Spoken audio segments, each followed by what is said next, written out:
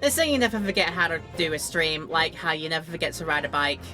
Honestly, I've needed a bit of time to get back into the swing of things here, because this is the first stream back after I have moved rooms, as you can probably tell, and probably hear because the acoustics are slightly different under here. This is what you get for setting up a stream room space in the walk-in closet of your new space. But we've done it now, so we're going to continue here and now, and hopefully remember what we've done in our great Ace Attorney Adventures playthrough. I think we're up to partway through case 2, and on our way to doing some more of it here. So I'm looking forward to getting back into this. I've decided to try how it feels to play this on a controller, actually, because I am going to be quite far back away from the keyboard in this reclining position. New chair, by the way. It's got back support. It's underrated back support, honestly. Look at it, it's so good. Okay, let's continue, shall we? Continue, or select an adventure. Oh, really? Are you giving me the Japanese-style controls here? Am I gonna have to do circle to confirm and X to, do that there? Are you gonna make me do that? Is that what you're doing? Oh, okay then. Or has it decided to say that it's gone for a different layout? Could have very well done that as well. I do not mean to do that. Yeah, it's swapped around all my button controls here. You know, I'm sure I could get used to it, at least for now, and then I'll work on the button layouts later. But yeah, start playing from this save data, which is, I think, after the first big break of case 2. So let's just continue, shall we? See if I can remember what the heck I've done here. I think we've met some pretty good characters by this point as well. So here we go. The 9th of January on the SS Buria, first class cabin passageway. And let us go. Oh, I want to remember how I did voices now, because I'm voicing over all these characters. Oops. I wish we hadn't been thrown out like that. I wish we managed to find some clue as to what that speckled band might be. Didn't they say that the speckled band was like some sort of creature, some sort of snake? Because I remember how this case introed itself with what looked like a snake. I think that's probably it. I think our murder has something to do with a loose viper or something. We didn't manage to investigate at all.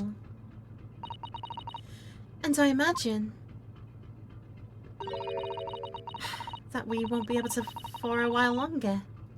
We'll never get past that sailor guarding the door. Oh god, it's blue text.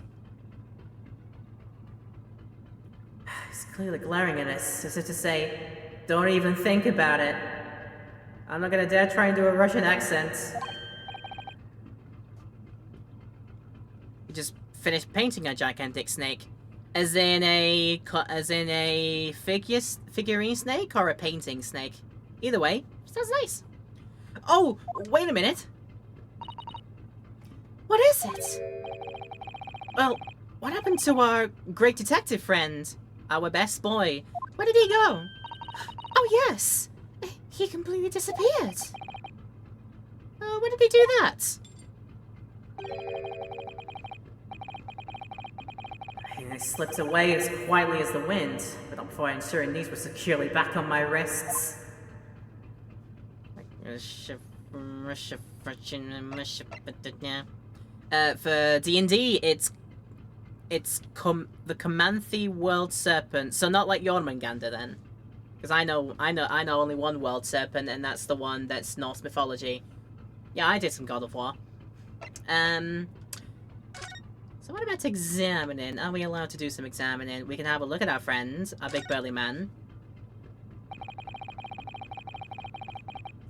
I really wish we had a chance to look around at Miss Pavlova's cabin.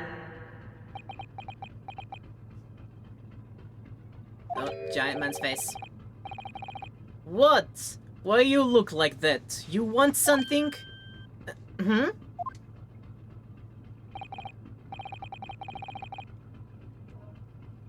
It's wizards copying Norse from Magic the Gathering. Oh, okay, I understand. Maybe you want me to throw you out again, hmm?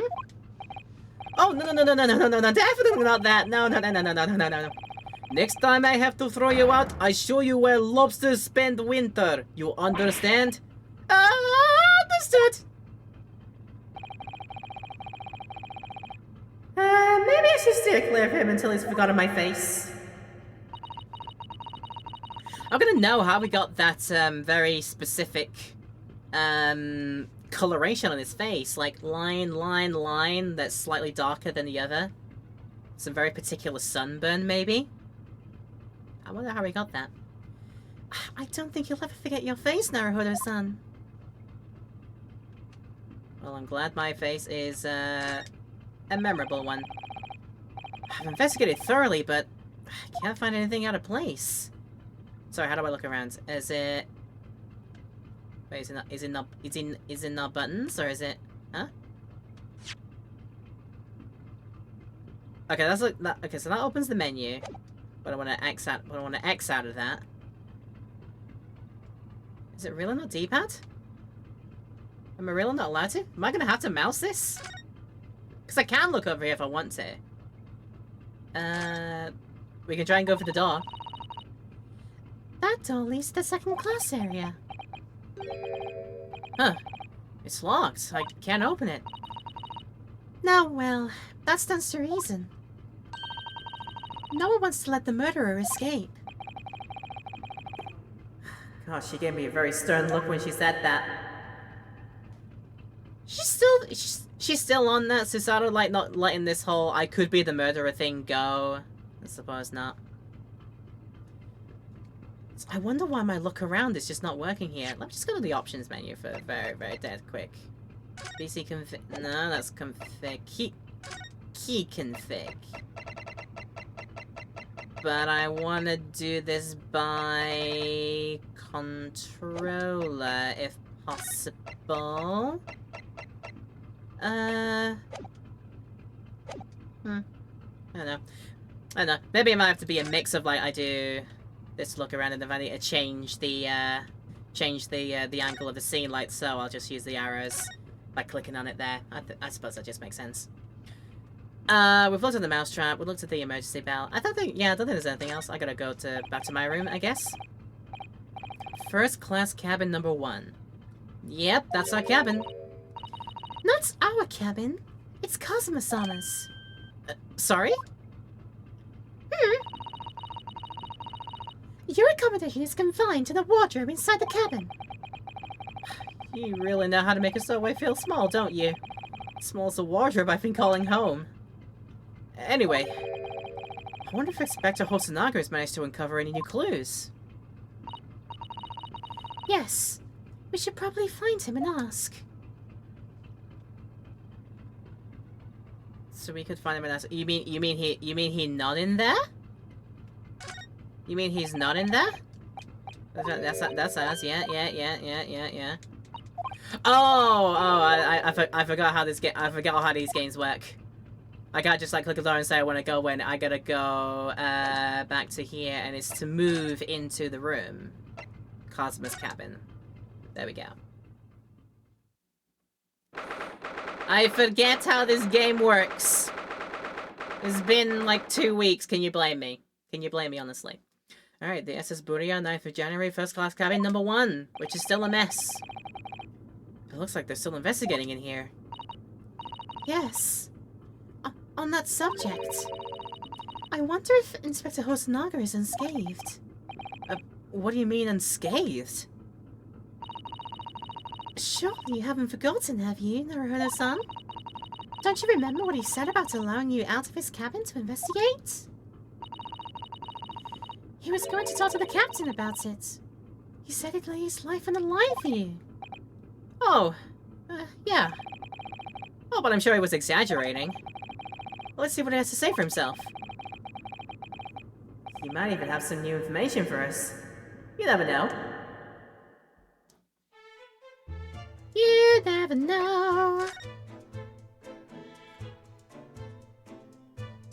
And time to move around and look at new things. Try looking at new things. This is where Kazuma spent his final moments, writing his diary. 1:23 a.m. can hear a faint whistling sound. 1:35 a.m. What looks like some sort of speckled band is dangling from the ventilator grill. Looking at his writing here on this page, it's almost impossible to believe that he's gone.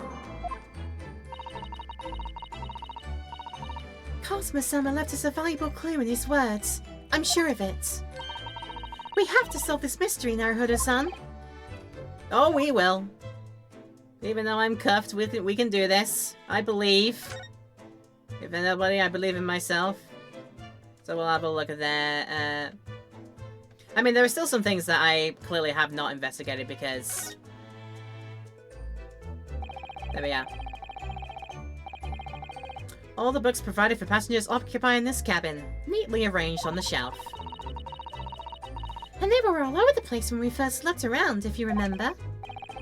Oh yeah, and you tidied them up, didn't you? That she did, she arranged them. You have to look after the ship's property. Unruly behavior in the cabins leads to damage. But it really wasn't me who knocked them over. Well, anyway. I feel much better now that they're neatly lined up. I can't relax when things are untidy. She's a clean freak. She's a clean freak, but I'm not gonna shame her for it. We looked at the door, the painting of... Was that Justice? I can't remember what that calligraphy meant. Something about calligraphy or justice or whatever. Didn't get a chance to look at the lines. So it's clear that these letters were written with the ink that was somehow spilt on the floor. And they spell the Russian word for wardrobe. It does seem to be an unambiguous pointer to you, Naruhodo-san. As if you were sleeping in there. I think it's Karma, isn't it, there? Good afternoon! Ah, is it Stella? I've had to remember your name there, but yeah, Stella, how you doing? Welcome in. It's 1 PM over where you are, and it is a very nice 8 PM where I am currently. How is this stream finding you? I hope it finds you well. It's you! Yes, welcome to some great Ace Attorney today. If this is your cup of tea, I invite you to come along and join me for the ride. It's my first time going through it, and I will be doing, if you didn't know, this is part of a whole big series I'm going to go through for quite some time, called the Ace Attorney Chronology. I'll be playing through every mainline Ace Attorney game from the earliest point in the in-game timeline through to the latest. So not necessarily in release order, but in like in-game timeline order, which is why I'm starting with the ones from the past, the Great Ace Attorney. So there you are. I may have forgotten that this is a live chat. I can send messages. I've been watching my Forgotten Land photo. Oh yeah, you have been, haven't you? Yeah, Fran. I hope you've been enjoying them. But yes, you can take part in chat if you want to in this stream. It's fine, unless you're watching this either on the video on demand, either on Twitch or on YouTube, as it soon will be on YouTube if it isn't already. So anyway, hi YouTube, how you doing? If you like this video, do let me know in the comments, and hit the like button and subscribe if you wanna. You'll get all the updates and uploads from the Twitch space onto the YouTube space in some good time as well. So there you are. Play through the entirety of it, as well as Great Ace Attorney Chronicles, and had lots of fun. Yeah. Starting it for myself because I've been joining some friends, like doing a group playthrough and doing some sort of amateur voice acting over all the lines. That sort of steadily got me more into playing, more into the series, and so I'm gonna be, this is like my first like individual go, and I'm gonna plan to do the entire shebang. God help me. So we'll see. But to be truly unambiguous, it should have just spelled out my name, don't you think? Well, either way, one fact remains. It's hard to imagine that Kazuma-sama would have written his last words, or word, in Russian. Yeah, which begs the question of who did write it. Who did write it, and who ended up planting... Maybe planting something there all the way. Let's just double check. Nothing else in here. Could talk to this sailor man. You! Where did you go? Oh, sorry. I just went to the next door cabin to investigate. Why? Who gave you permission for this? well, I mean, Seaman Hosonaga did. Please don't hurt me. That new Japanese, was it? Later, I will roll him into ball and throw him in cold room. Oh gosh, like a snowball. Yikes. And not a delicious kind either. He's gone back to guarding the door. I hope Inspector Hosonaga doesn't find himself in too much trouble on our account. He's really gone out of his way to help us, hasn't he?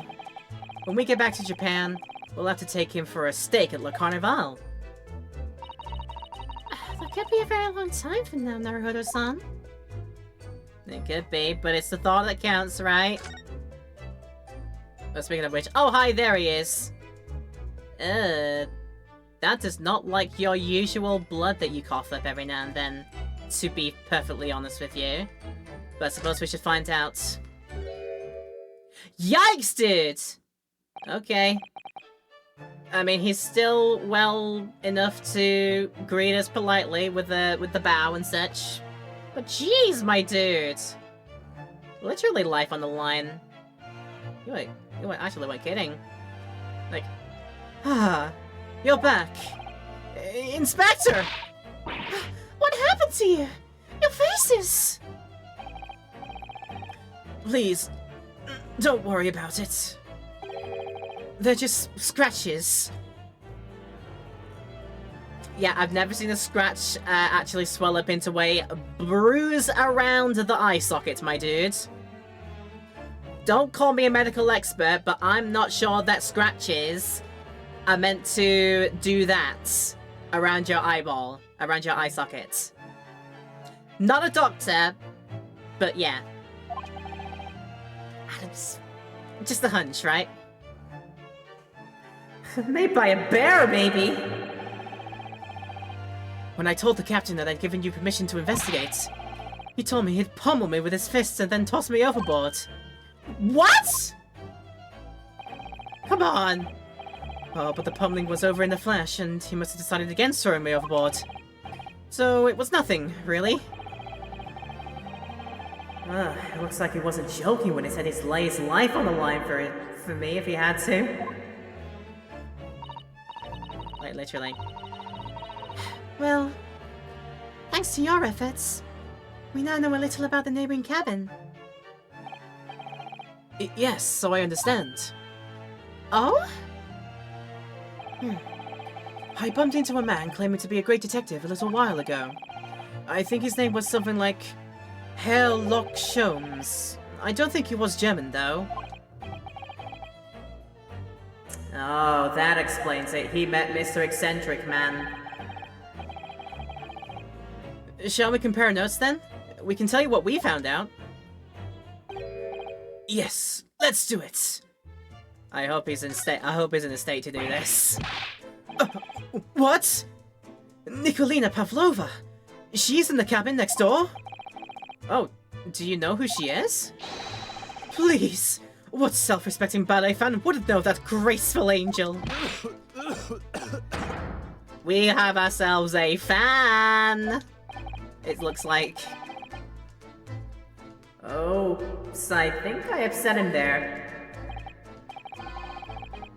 Well, that tells us that the neighboring cabin isn't related to the case, at least. Oh? How? Because angels don't go around committing crimes, do they? Okay, now I've definitely upset him. How dare I accuse the lovely ballet dancer of running away and, possibly carrying a pet on board a ship that is absolutely not allowed. How dare I assume. Maybe. Drinking is important. That good hydration, yo. Inspector, has your investigation in here proved fruitful? If I'm honest, there's very little more I can do. Our duty is to make sure the scene isn't disturbed, ready to hand over to the Hong Kong police. So I'm just keeping watch here, trying not to take my eyes off the job. Oh, I see. Oh, There is one thing. I do have a small piece of new information for you. Oh, what? Yes, do tell us, Inspector, please. New piece. So what is this new information you have, Inspector? It's this. The Burdias medical officer has finished his examination of the body. I managed to obtain the report. It's an autopsy report! Has it been updated? Oh, a Cosimus post-mortem report. Cosmos-sama. So, what was the cause of death?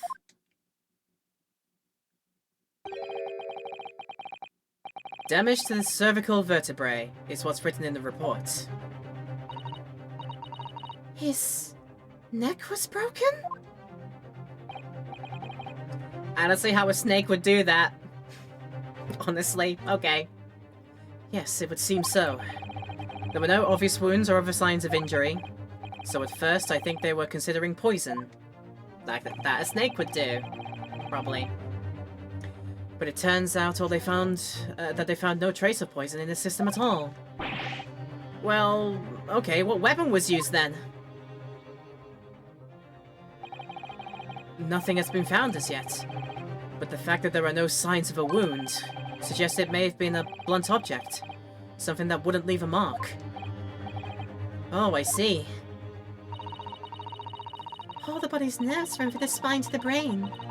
A strong enough impact to the neck could induce death. There's a possibility, and no obvious wound would be left. Jeez, poor Kazuma. I have a second copy of the report. If it might be useful, you're welcome to have it. Really? Are you sure? Yes, it's fine. I trust you. Really? She's like, Really? After all, if I didn't trust you, I'd never have agreed to you leaving this cabin in the first place, would I? Ah, thanks for the vote of confidence. The post-mortem reports from the SS Buria's medical officer given the cause of death as a cervical spine injury. No traces of external injury or poison. This report now in the court record. Well, that's a fabulous way to go. Oh, Mr. Sholmes was here, wasn't he? Yes, he seemed to be enjoying himself a little too much as he crept about on the floor investigating. But then he suddenly left. I suppose he must have become bored. The great detective with the attention span of an actual goldfish. Did he say anything at all? Actually, now that you mention it, yes, but just one thing, but he practically shouted it. It's shoe polish! Was all he said. Shoe polish? I wonder what he meant. It was when he was over there. About a piece of broken glass, do you see? Oh, is that what the scuff marks possibly could be? Oh, perhaps he was talking about this brick-colored mark, do you think? Oh, yes, that must be it.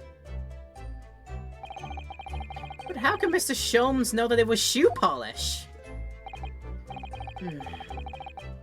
That leaves me cold, I'm afraid. I have no idea. What is this, Susato-san? Well... Kazuma-sama was wearing Lava's shoes, with a very dark tan hue. Dark tan? So a sort of dark brownish red then. I know color theory, it's fine. Ryosuke could tell the difference between like several different shades of green where everybody else would be like, this is green. But no, that's olive, that's matcha, that's, you know, that's vermilion or whatever else. I don't know. But Ryosuke could be one of those people that tells what colors are different. Yes, a little like the color of red wine, but darker. I have to repair them for him. Oh, does this mean that this mark was made by the polish of Kazuma's shoes Is a scuff in the floor?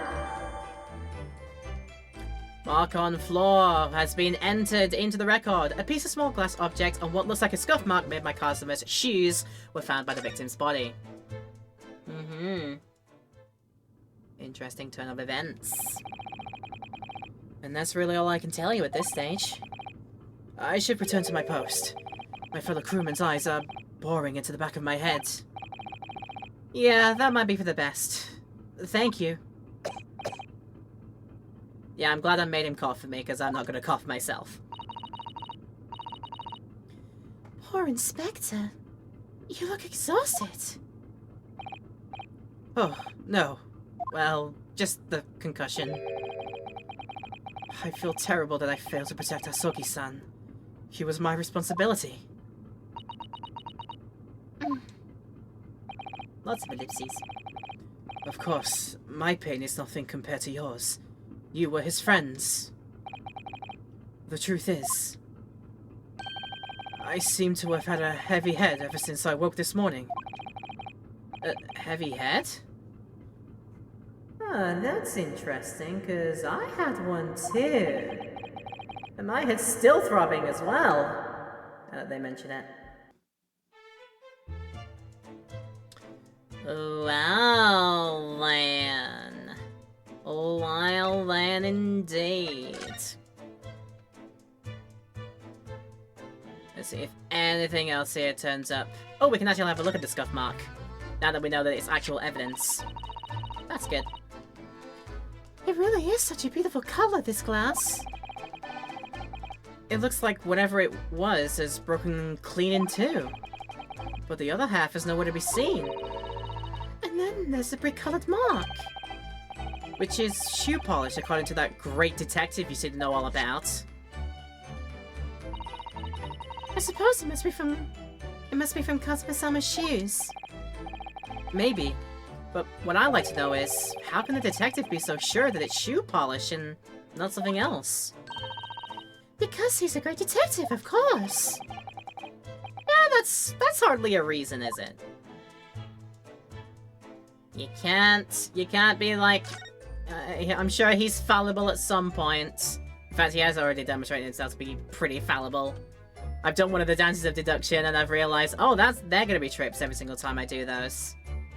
They're fun, but they're gonna be like, wow, okay. I think there's nothing for it. Gotta go moving. Back to the passageway, maybe?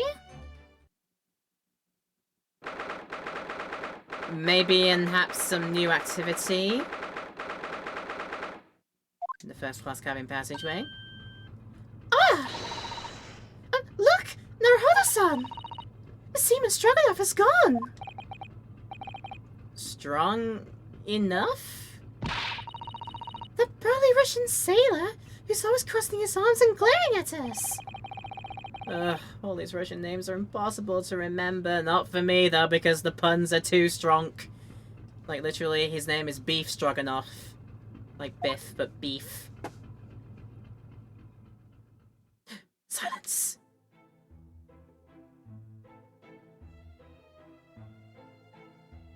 Is that Balayer doing moves, maybe? Tra-la-la. Did you hear that? It sounded like someone singing. La la la la dee la lee la way. I did it the great detective way, oh my friends. This caroling. I know that lock-like voice. Well, never mind that now. This is a golden opportunity for us. Yes, you're right. We must seize it. Let's get inside Miss Pavlova's cabin while we still can and investigate. Definitely. Before that stringy nut crewman comes back. It's Stroganoff, not stringy nuts. I mean, tomato, potato. They all sound the same to me, don't they? Alright. In! I feel like we need to spend a bit more time investigating here. 9th of January, SS Buria, first class cabin number 2. Hmm? Ah, Miss Pavlova isn't back yet. Susato-san... Oh! Where's she gone? Hey! What are you doing? Those are her private things! There's not a moment to waste, Naruto-san. We must investigate as quickly as we can. Well, I suppose you're right. For Kazuma's sake. So she went to the wardrobe and then immediately looked at the book. Just like, huh. Not just for Kazuma-sama. What do you mean? It can't be long now until we arrive at port. In Hong Kong. I don't want you to be in those handcuffs when we get there. Really? We must solve this case, Naruto-san. By ourselves if we have to. Yeah, we will. He's got a very admirable sense of confidence on him, I think.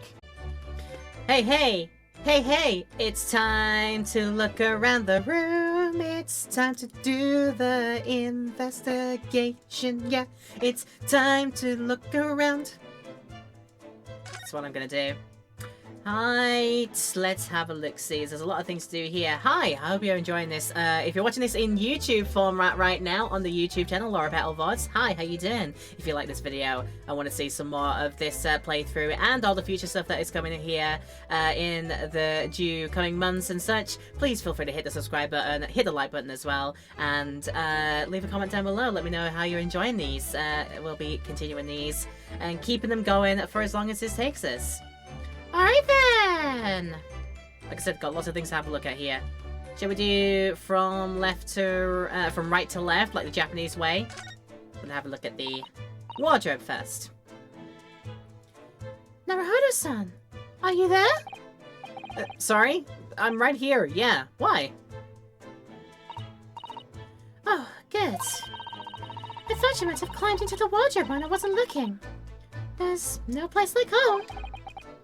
Oh, believe me, I don't have some strange compulsion to jump inside every wardrobe I see, you know. I know Narnia hasn't existed yet. Wait, C.S. Lewis would have written about Narnia by this point? No, too early, I think. Yeah, I think this is too early for C.S. Lewis times, so yeah. Well, anyway, I'm not sure anyone could fit inside this one. It's full of beautiful outfits. I suppose they're all stage costumes. I was rather hoping we might find Miss Pavlova's friend hiding in there, but no such luck. Alright, wardrobe pointless. We can have a look at the Great Grate up there, but first, pull on the bell.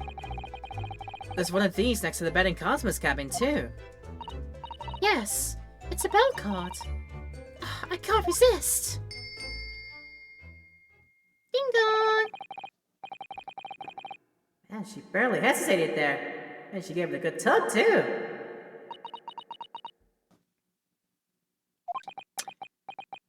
Axe again later. No, I didn't actually expect anyone to come.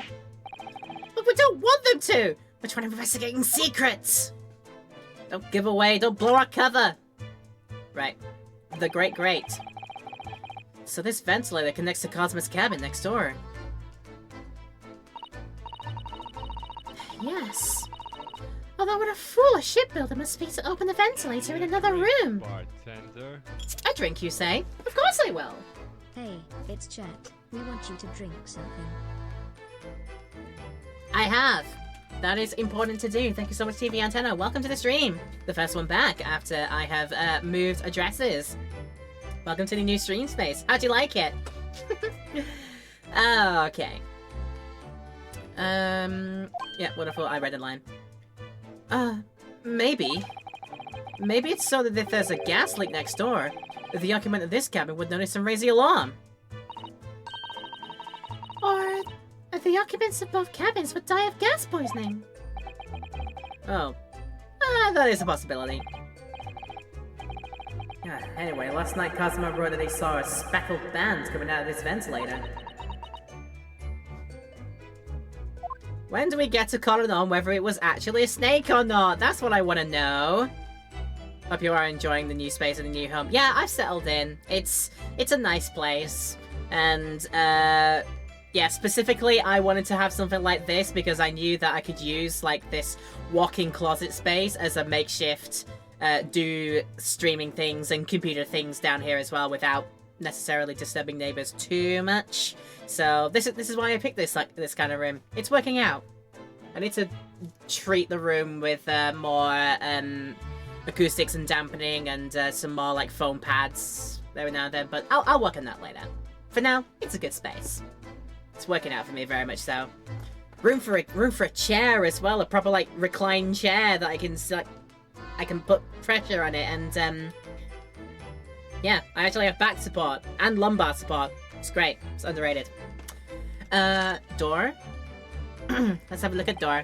Oh, door. This cabin door has the same simple sort of bolted latch that our cabin door has. If the bolt's drawn across, there's no way anybody can enter the cabin from outside. Yes, it's not a particularly heavy-duty bolt, is it? But still, it wouldn't slide across if it's on a cord, would it?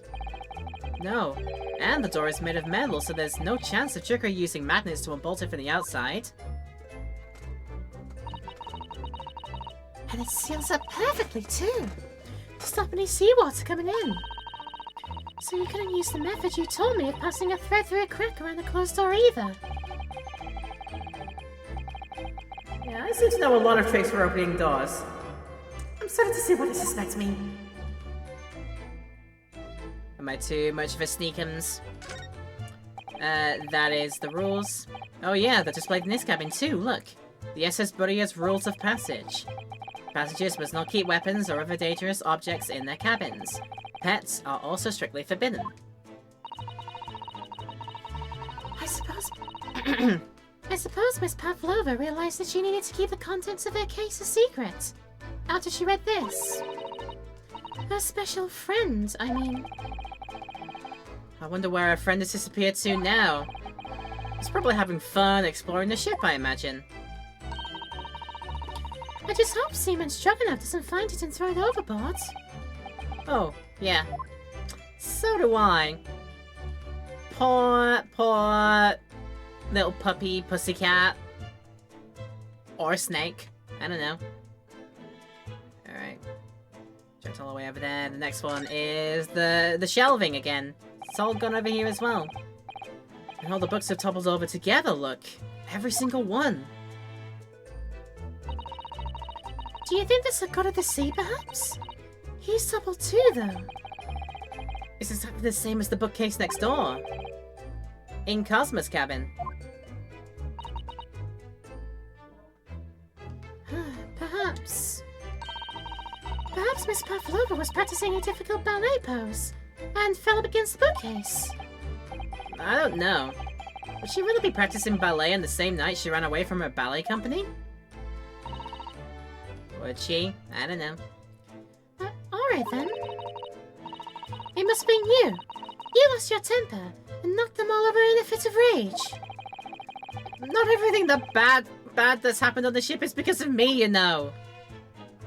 Literally, it could have been a rough night on the seas or whatever, and everybody got knocked out unconscious by the waves, and suddenly waking up like, my head hurts because it got knocked side to side by the rolling waves, the yaw and the pitch, and such. Well, anyway, I'll set them all straight again in here. I don't like seeing things in disarray. As I said, clean freak. Alright, there we have it. Oh, the case is open! Oh my! Miss Pavlova's case is open! As I just said. It's completely empty inside.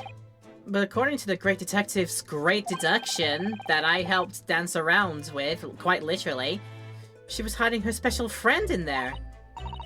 Yes. A friend she had to keep secret. Because you're not allowed to bring animals aboard the SS Buria. I wonder what kind of animal she had in there. And more to the point, where is it now? Because so help everyone here if it actually turns out to be an actual snack. Like, goodness help everyone.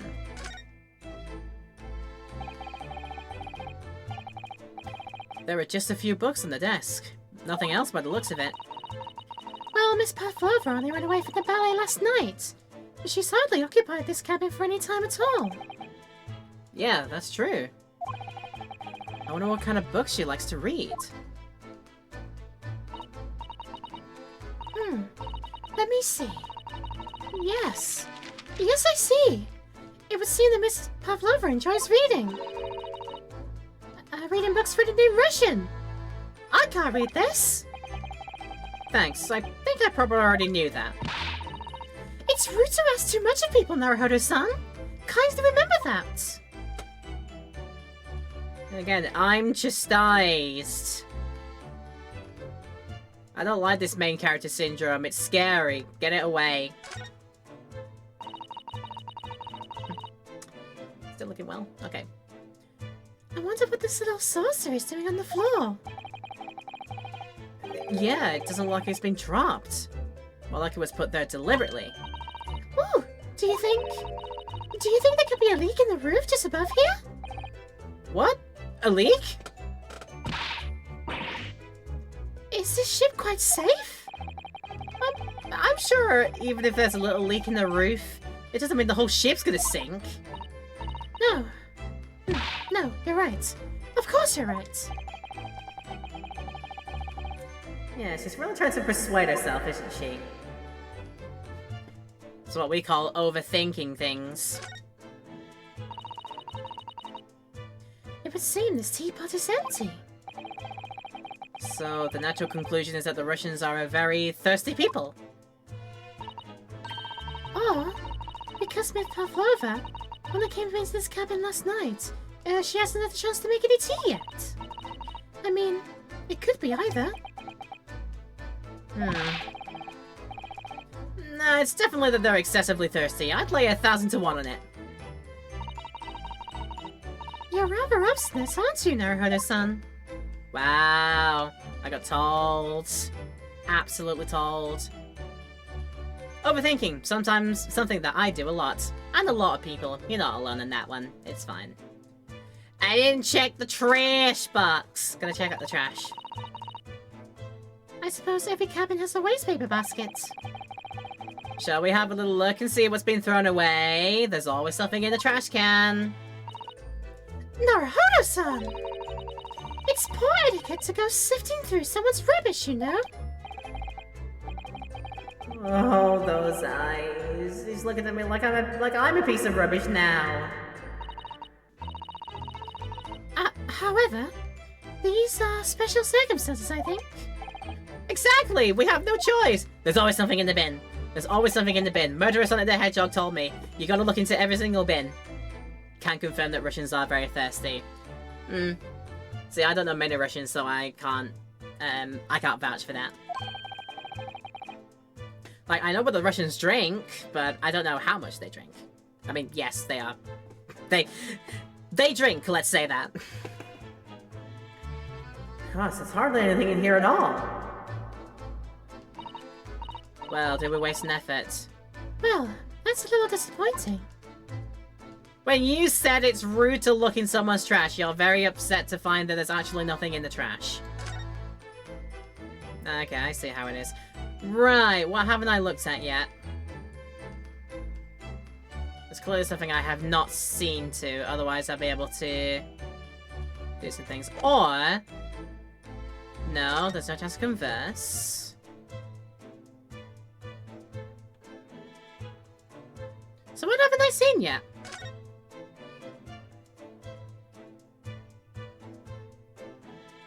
Okay, we had a look at the tea set, the saucer, the open box, that. The megaphone doesn't do anything. We tidied up the thing, looked at the what is it? A traditional table there has strong legs, so quests would not fall under it. Yeah, there's something under the... I mean, I'll double check, but I don't think there is anything under the table. It would show if there was something. Yeah, I don't know what else I'm missing here.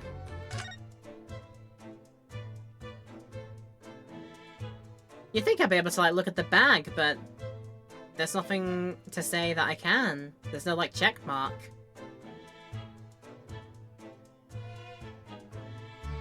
That points to the wardrobe again.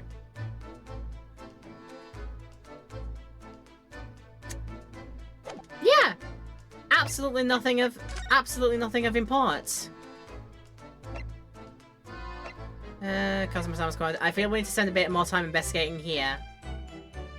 Alright then. I go outside again. Do we need to do more looking up? Looking around? Looking around, looking all around. Hi! There's the boy! Oh! It's Mr. Sholmes! Look! Wow. You never know where he's gonna turn up next, do ya? He seems to be stealing a look at something as he sings to himself.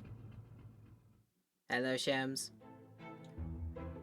Tra la la la, li la lay, I did it the great detective way. Na, na. He's still singing. Do you think he hasn't noticed this? Or he's simply in extremely high spirits. Yes, there were times I'm sure you knew when the odds bit off more than it could. Is that a bit too soon? Because they are edited lyrics to the song I think I Did It My Way. Of course, the version I think most people are aware of is the Frank Sinatra version, but that's too soon for late 1800s, isn't it?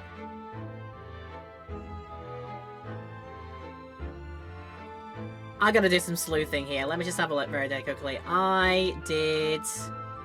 Apparently I can't type on a keyboard, on the phone keyboard to, I did it my way. My Way, popularized by Frank Sinatra. It's Paul Anka's English language version of the French song Comme d'habitude, released by Frank Sinatra in 1969. Oh!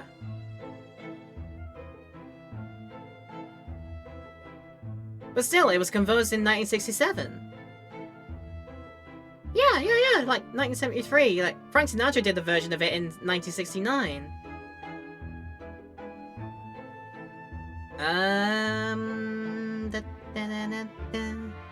Yeah, this is way too early for a sudden breaking out into I Did It My Way lyrics. But I mean, okay, localizations they take liberties sometimes, that's fine. And through it all, when there was doubt, it's lucky her luck was about. He just perceives the future, don't worry about it. Did you know I'm a great detective and also I can see the future? Like, holy shit, he can see the future. Elvis would have most known for it at this time. Oh yeah, Elvis did it. I think Elvis, yeah, Elvis did the version of it as well, yeah. Excuse me, I'm probably gonna regret this, but excuse me. I solved it all, and I stood tall. I did it the great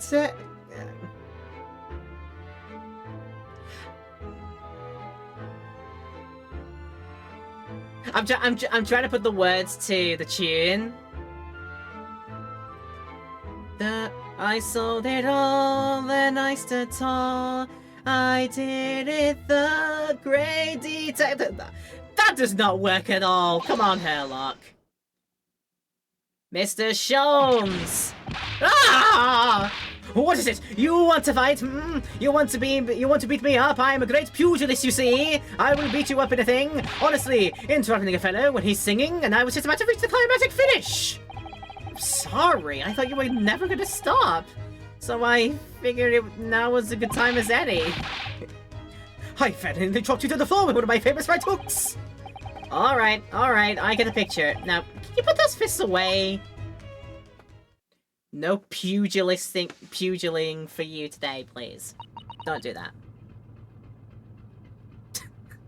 Oh god, now I've just remembered the Robert Downey Jr. Sherlock Holmes film. and the meme that came from like the bare knuckle fight scene where he thinks of like he strategizes how the fight goes in his head and he's like discombobulate. And how the meme just like goes from the fight, goes through more stages of the fight, but always comes back to Robert Downey Jr. to say discombobulate. Just every single time. I'm gonna find that video again because it's actually quite funny. I just remembered. Your dice pack has finally arrived. That sounds good. More dice, more shing shing shing shing. Roll of the fortunes. I got to quickly go get it so I can have for today's session. But yeah, just so many times over, just going back to discombobulate. That's actually just so funny though. Anyway. Mr. Sholmes, you seem to be examining something before we interrupted you. Oh yes, that. I was immersed in study of the ship's log as penned by the stockily built crewman who's usually on guard here. Oh yes, the ship's log. And did you find out anything useful from it? Well, after 2 AM this morning, the majority of the entries are blank. Which means that there was nothing to report. Nothing of note happened, so... You truly are the student from the land of the rising sun. You thought I was from Afghanistan earlier. Don't lie to me. You've been utterly blinded by it. Again. You thought I was from Afghanistan when you first met me? Sorry? Your logic, my boy, is inverted. Oh, whatever do you mean, Mr. Sholmes? Observe the other pages, and all shall become clear. It would seem that the same crewman stands sentry in the first-class passageway, and he has an almost religious practice of recording nothing to report every half hour. Oh. He writes that in every 30 minutes? Nothing to report. Precisely. Put simply, the seaman writes nothing to report when there is just that. And yet, the ship's log from last night is largely blank. He didn't even write nothing to report. Do you mean... Yes. There were circumstances afoot last night which led to the seaman being absent from his post. What kind of circumstances? What happened? That remains a mystery for now, but we can be sure something significant took place. So significant that it caused the seaman to forget his regular habit of scribing nothing to report into the log. These are important details. I would stake my life on it. You must log the ship's log into your mental file. How about I do it into my actual court record, because apparently I have those. So, a record kept by the crew assigned to the first class cabin area, there are virtually no entries from 2 AM until early this morning. So yeah, there you have it.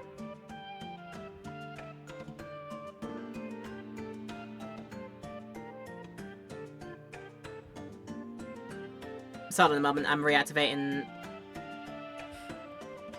the thinking voice. There you go. Now that deduction was worthy of a great detective. Ah, you're starting to understand what my way is, I see. What makes Sholmes Sholmes. Brilliance. Ah. Oh, ouch, ow. What is it? Are you hurt? Oh, don't worry yourself. I seem to be afflicted with a throbbing head this morning for some reason. Everybody's getting a throbbing head. This isn't unique to Mr. Main Character I'm playing as. I've got it. Hosonaga had it. Now Sholmes is saying that he has it too. Interesting. I agree. That is surprising, Susato. That is very surprising. Well, my friends, until our next encounter. Oh god, he's off already. And he's still singing to himself. I can hear it as he wanders down the passageway, singing a song that won't exist for another 70 years.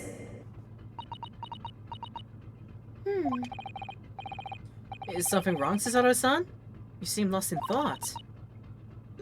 It's just... Well, I feel the same. Dashing to get the dice, the pickup point would change to be 2.5 kilometers away. Oh, goodness! I hope it doesn't take too long for you, cat. And I hope you get them safe and sound, and you get back safe and sound as well. Take care, mate.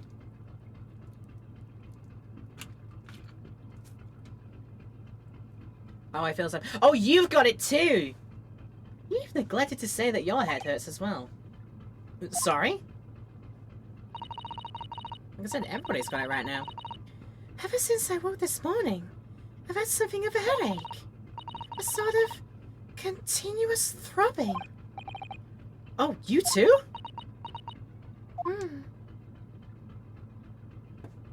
This is strange. How about it, Let's just double check around here, nothing else. Nothing new to have a look at. Apart from the door. From the door that I haven't actually seemed to not have a look at yet. Miss Pavlova's cabin. This could be our chance. What?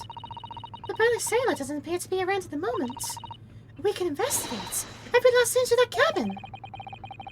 I'm not sure if we could go that far. But we could certainly do with looking around more. I'm sure we could learn something.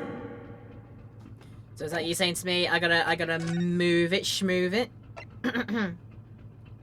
What was the situation here exactly? Okay, let's head back in. What was the situation here exactly? Oh, goodness. Ah! What's that?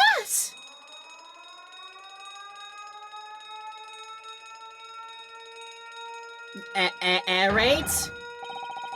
Shut down the engines immediately! Vessel sighted a quarter-mile forward! Full stop, hard to starboard! All hands brace for impact! Jesus. What the? I think we're about to crash into another ship! What? Oh, shit. I can't stand! Susato-san, hold on to me! Ah!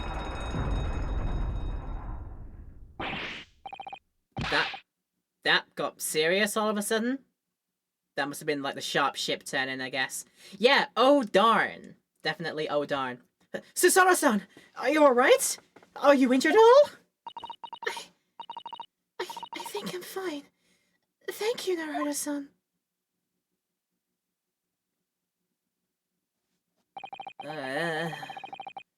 Well, looks like we avoided the collision. I think... Yeah, the ship has come to a stop. Oh my goodness! What about you, Naruto-san? Are you hurt? No, I'm fine.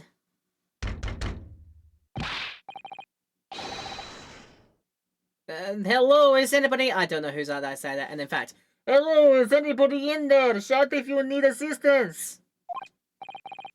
Oh, that sounds like... Inspector Hosonaga.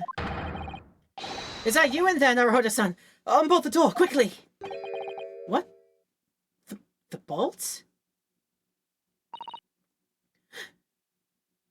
Look at that! The door's bolted! Did you do that, Saru-san? No! I didn't touch it! Oh, that's strange. How did... It's a phantom! And look at all the books! They're just like they were before again. All messed up. Naruto-san, aren't you going to open the door and let the inspector in? Yeah, so I've been neglecting that, haven't I? Yeah. I better tidy up this place first. Make everything nice and neat. I am a clean freak again. Our violent emergency stop had solved one mystery at least, in a very vivid way. But I knew that what awaited us on the other side of the cabin door would not be pleasant. I hurried around, tidying up the cabin with a new sense of foreboding in my heart.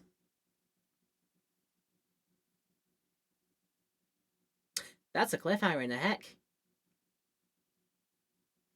That is a hecking cliffhanger, to say the least. Definitely so. Save your current progress. Yeah, why not? Underneath, I like to say we're gonna use save slot 2 for file for episode 2. Then when we get to episode 3, case 3, we'll go to use number 3. Just so the numbers match, and so I can remember pretty sensibly. Still 9th of January on the SS Bruria in Miss Pavlova's cabin. After we nearly crashed into a ship. Somehow, the door to the cabin we were in ended up bolted after we made an emergency stop. Susato-san took a deep breath, then gently slipped back the bolt.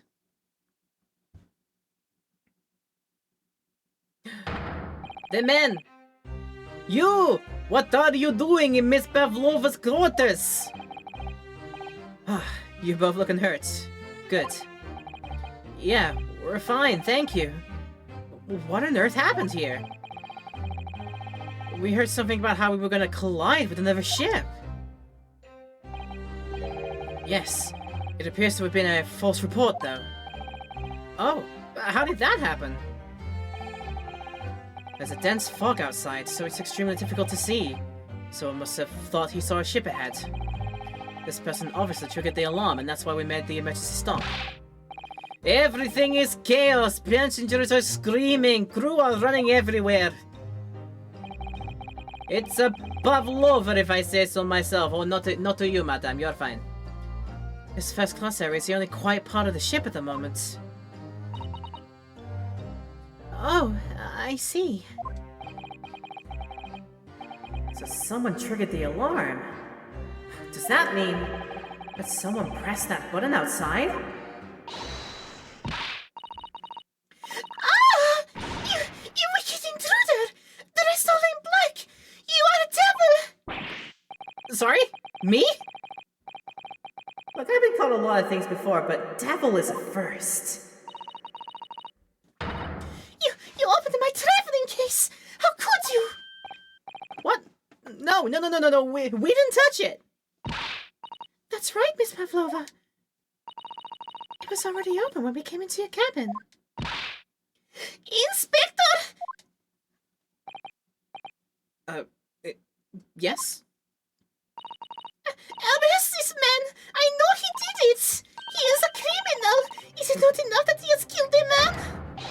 Duh! And he is stowaway as well! If Vixen promises not to steal chicken, do you believe?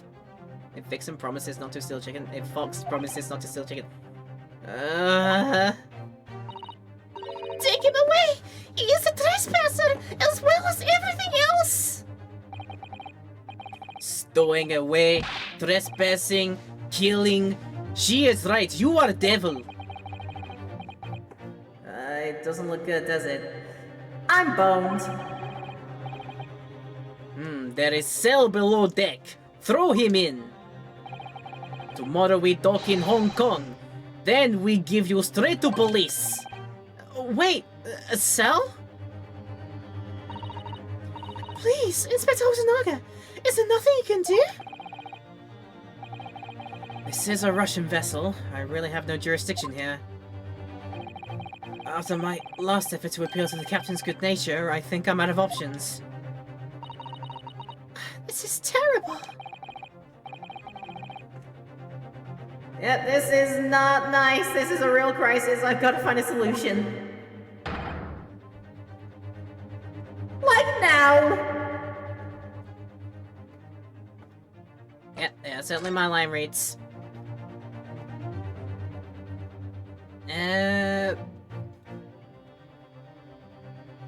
Oh, apparently I can just have a look at everything else in the room just again, can I?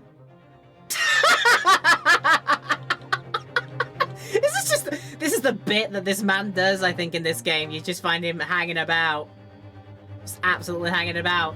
I'm gonna do that soon. For now, though, I think I want to take a look at everything else. I just need to keep calm and focus on the task at hand, which is investigating. Don't touch my things! You want me to show you where crawfish hibernates? Did you throw me again? Mr. Naruhodo, what do you think you're doing?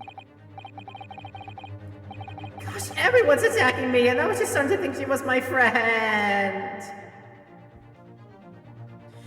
Maybe the point is I can't look at anything until... I mean, it's very possible. Wherever I look, they'll be like, don't come near me, and then I might get thrown again, and then I think it's pointing me towards I've got to look at Shelms at some point. Probably. Isn't there anyone who can help me out of this mess? Yes. I mean, my dude, yes there is, but I kind of want to have a look at everything else first. Oh, you've got yourself into a difficult situation here. By entering this cabin uninvited, I mean. Sorry, I was just so desperate to find a clue. I'm afraid there's really nothing more I can do to help you. If I push my luck any further, a punch to the face would be the least of my worries. I'm really sorry. I have to take responsibility for giving you the freedom to investigate Miss Pavlova's cabin. Now this has happened, I'll have to report to the captain at once. And I really need some help here. I need a savior to rescue me from this crisis. Yes, game, we'll get there. We will do it, I'm sure, but I gotta look at everybody. Gotta look at Big Burly Man. Please, just give me a little more time. I do nothing for you, except show you way to ship's prison cell. Wow, thanks, but no thanks. But I'm innocent! I didn't kill anyone! And trespassing and stowing away? Well, you know, sometimes life can lead you down some unusual avenues, and, well... Enough, you are guilty! Ship's cell is only place fit for you! Oh, come on, there has to be some savior to rescue me from this crisis! Yes, there is a savior, but again... I'm sure she's not gonna be nice to me either.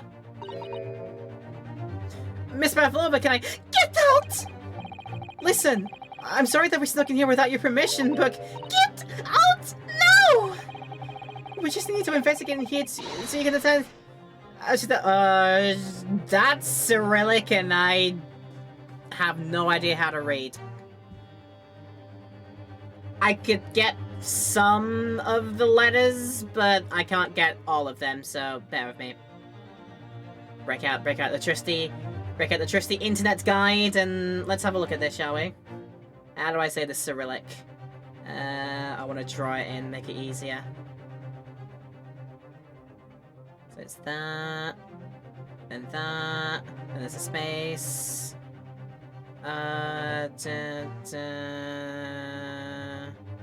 That's the wrong way around for the N, I think. Although it recognizes it. Yeah. Then that thing again. Then that. Then it goes like... Oh, goodness. Then it goes like that, and then the backwards border things. Okay, it's a kind of interjection. A very strongly worded goodbye. Oh yeah! Okay, I think I've heard of Dos Vidania. I can read Cyrillic, but I can't make sense of it, yeah. So yeah. It's a strong, I think a strongly worded way of saying go away, bye, see you. But it's very strongly worded, I think. It's got a very strong meaning. That's interesting. So yeah, she says, Dos Vidania! It's no use, she's not gonna listen. I need to find someone who will. But what about anything else? Okay, no looking at... Oh, okay, no looking at literally everything. So the first time I tried to look at anything in the room that wasn't any of the people, I got told, no, don't look around, don't be an idiot. Alright then.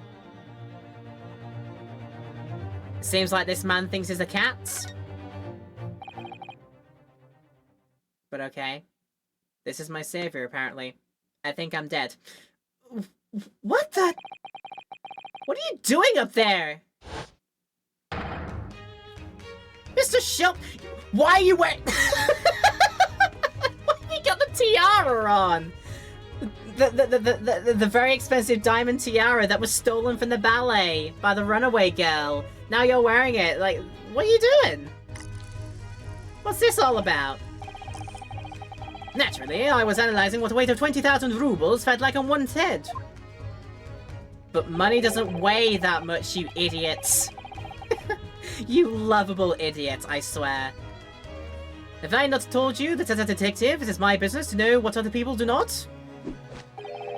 This isn't mere tomfoolery, my boy! Oh, no, no, no, no, no! Well... Why were you hanging from that hook before then? I find you in the weirdest of places. Isn't it obvious? Isn't it obvious? To properly assess the weight of the 20,000 rubles, naturally! I wish to determine if I would bend that conceited-looking hook on the wall, so full of brag and bounce. I never know whether to take this man seriously or not. Just know that he is a man and he is an enigma. You again. The great detective. Ah, Inspector! I confess I've been looking for you. I have something to report to you most urgently. Well, you might try looking for me somewhere other than the hook in the wall next time. What is to report? You speak now, weird man. An urgent report from a great detective can mean but one thing. Okay, thrill me. Give me a moment.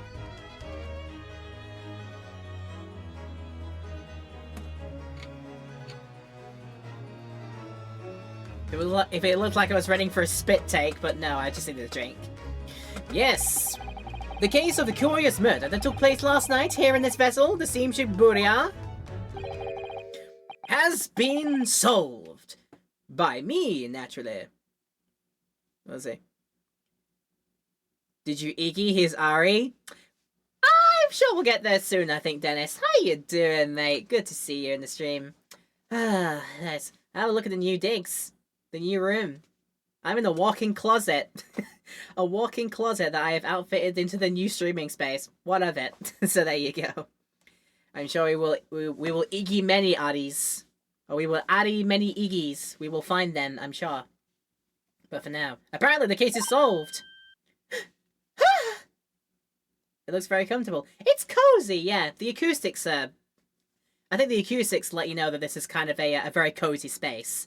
I want to treat it a bit more by buying some more foam panels so I can stick them on the walls and maybe on the ceiling a bit as well to sort of get rid of the sort of echoiness and alter the acoustics if I can in a little bit. So I'll work on that, I'm sure. But anyway. What? Really? Yes! I have eliminated all other possibilities. No other explanations exist. So I'm sure that 5 other explanations could possibly exist here. How about that? So, allow me to eliminate all of your minds. For I am about to reveal my great detective's greatly admired great deduction to the case. Wait, is it time for dance? I thought this was a meter to say it's time for dancing. Ha! You have solved it! Even Hedgehog understands this case. We all knew who was responsible for killing student boy this morning when we found criminal in wardrobe. This is your first time. First time to do a full dedicated series of playing through the entire series, yes. Of course, I've done some of the games in a little another friends group that would like to do like silly voices too. But yeah, I'm dedicating to doing a dedicated playthrough of this and most possibly all of the other Ace Attorney games in-game timeline order. What I'm going to call the chronology. So it's not release order, but in-game timeline order. So that's why I'm starting with the Great Ace Attorney. And then soon after that, I'm sure I'll move on to the original Ace Attorney trilogy, then do Investigations, and then we'll go on to the Apollo Justice trilogy afterwards, I'm sure. It'll be fun. A long one, but it'll be fun. It is this stowaway, and he has handcuffs to prove it. But I didn't do it! How many times? It's great in it. It's great in it, bruv. The trouble is, there doesn't appear to be anyone else who could have killed the victim. Because, as everyone knows, the cabin door was bolted shut from the inside. That means the culprit must be someone who was inside the cabin. Yes, it's what's called a locked room mystery in detective stories. Duh! Locked room, that is point! The room was locked. Well, I can't deny that. Certainly can't. There's no way the ball could have been drawn across from the outside the cabin. You are all quite mistaken. The cabin next door is not a so-called locked room at all. What? Oh yes, there is another entrance. An entrance used last night by the culprit in order to gain access to the cabin despite the bolted door. What other entrance? We never discovered one. Le gasp! I know, right? Why, it gapes open-mouthed at you even as we speak. The ventilator, man! Someone was crawling through the ventilator. My goodness. The ventilator? You think this is funny? You make me do Russian laugh. I cannot even put my arm through that hole. Yeah, that's because your arms are as thick as tree trunks, and as thick as you. Generally, you're a thick man. You're suggesting that the culprit entered and left the victim's cabin through that tiny opening? It's just not possible. Ah, but it is! And last night, the victim even witnessed the intruder in the act of passing through the ventilator.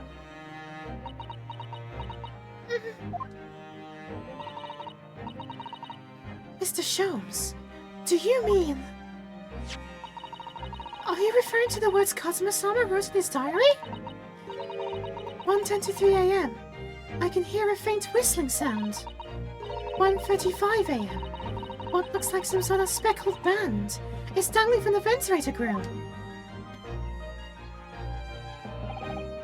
Precisely, my dear madam. But what does it mean? What is this speckled band? The answer to that particular conundrum is in this very cabin.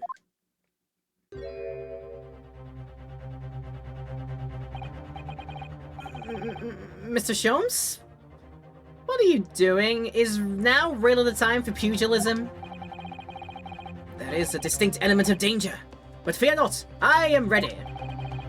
What I am about to expose for you all to see will shock you to your cause.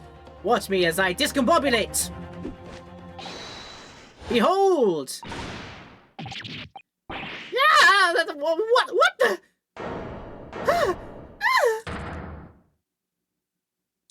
There was a snake!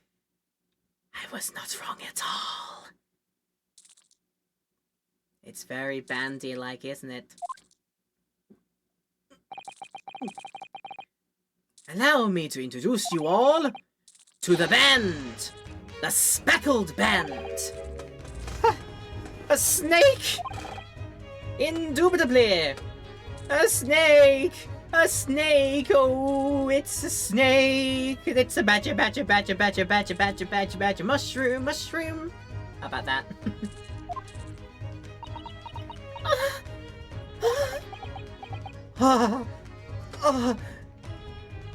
I'm doing the sound that they do. It's like when they're so surprised, but they're just like looking just shocked. But of course the actor had to do something to say like, I'm dumbstruck. That's what I'm doing. She's like, what? That is a face and a half, madam. Snack friend! I mean, what's not to like about that face there? Absolutely not.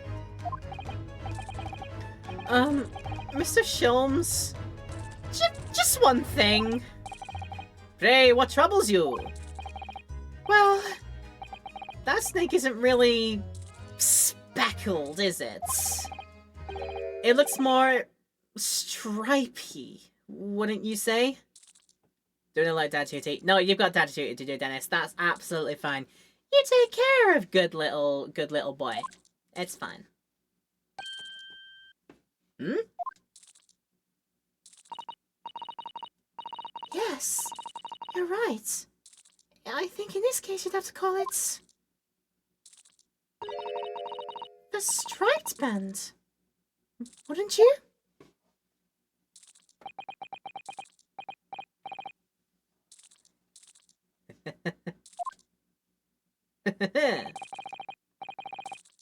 You both see and observe with distinction. However, do you not think that this is precisely the trap into which the culprit wishes you to fall? Oh my goodness! Really? It's a trap? It's a trap! How exactly? I am going to be beside myself by this point. I think perhaps it is time I explain the intricacies of my train of thought. Are you ready, Miss Pavlova? I'm sorry for the young man who died, but that is all. His death has nothing to do with me. This whole thing has nothing to do with me. There are two conclusions I have drawn from the facts. Number one. Last night, your friend infiltrated the victim's cabin. And number two. That same friend was responsible for the victim losing his life. No. Oh.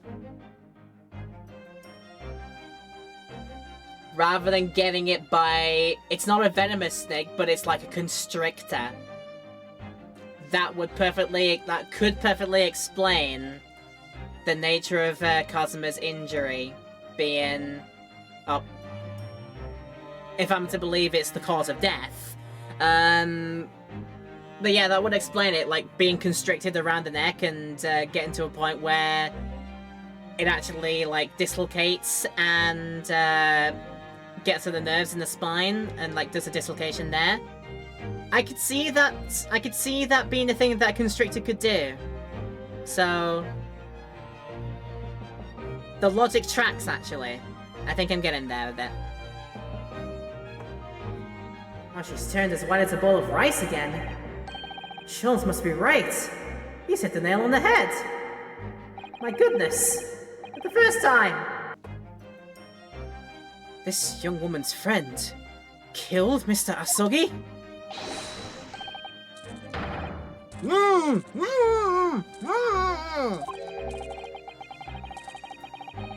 it looks like he can't speak with that snake coil around his head.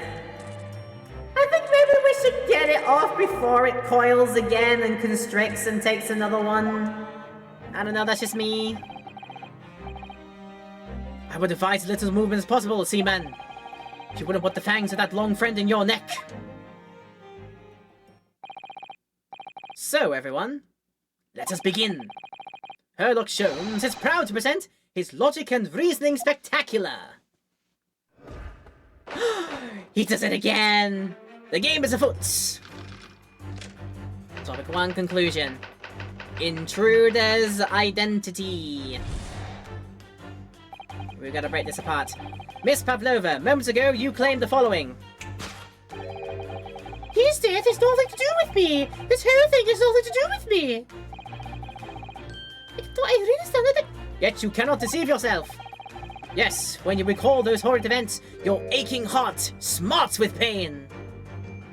So that's something I gotta change in a later point. And it is that very pain that evidences your inextricable link to the victim's death. So we ask, what was the nature of this intruder that stole into the victim's cabin on that portentous night? Why, naturally it was the friend with which you boarded this vessel, was it not? Ah, as I suspected, another telltale glance. Without doubt, your friend is the writhing serpent we see before us.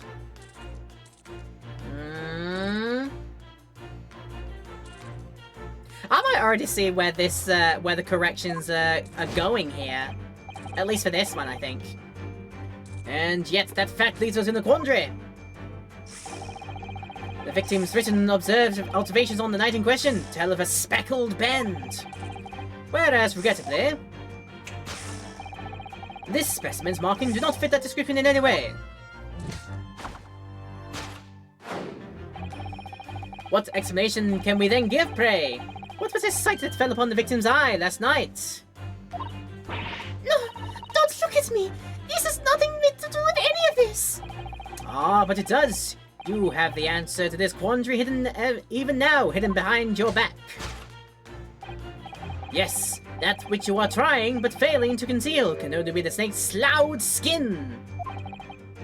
Evidently, after the subtle and horrible crime, this most deadly friend of yours shed its original skin, no? I don't know what you're talking about. What's the matter this? Last night, through the ventilator visible in this cabin, your then speckled friend slithered next door.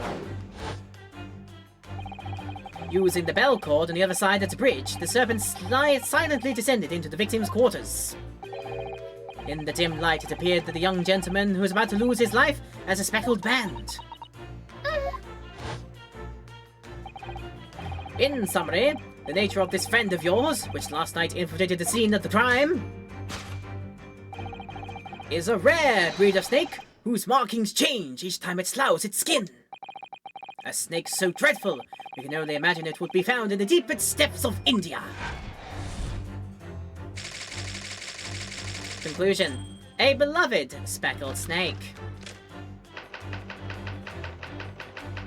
And then topic 2, how Mr. Asogi died. We're gonna have to do this after a short break, unfortunately, so we will keep the very nice Dance of Deduction music going on here for people about to do the outbreak, but we will be back in a couple of minutes. Honestly, this is a deduction music and it goes ham, it goes hard. I like it. Alright, it's almost time to just get back into it now, but reminder that for people that are watching this currently on the YouTube VOD afterwards, I hope you're enjoying it! Thank you for sticking around with it so far. Check out all the other stuff that I've done as well as part of Laura Petal VOD channel, and do let me know how you're enjoying them. If you are, feel free to leave a like, leave a comment, and hit the subscribe button if you'd like to see some more in the future as well. Every stream that we do over on the Twitch page will come up on YouTube a week after the fact, so if you'd like to catch up on stuff over here, feel free to do that. And then if you want to do the thing and watch the streams live as they happen, come and check it out on Twitch as well. All the important links you need are down below and in the channel stuff as well. So, okay, let me get comfortable, and with that, let's get back into the good stuff. Here we go. So we are starting part 2 of the deduction into how Asogi actually probably died. So here we go. Now, we're moving on, we come to the heart of the matter. The grim demise of the victim.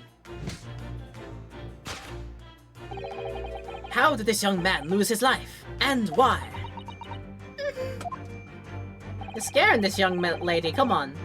According to the data of which I have apprised, it would appear that there were no visible signs of injury.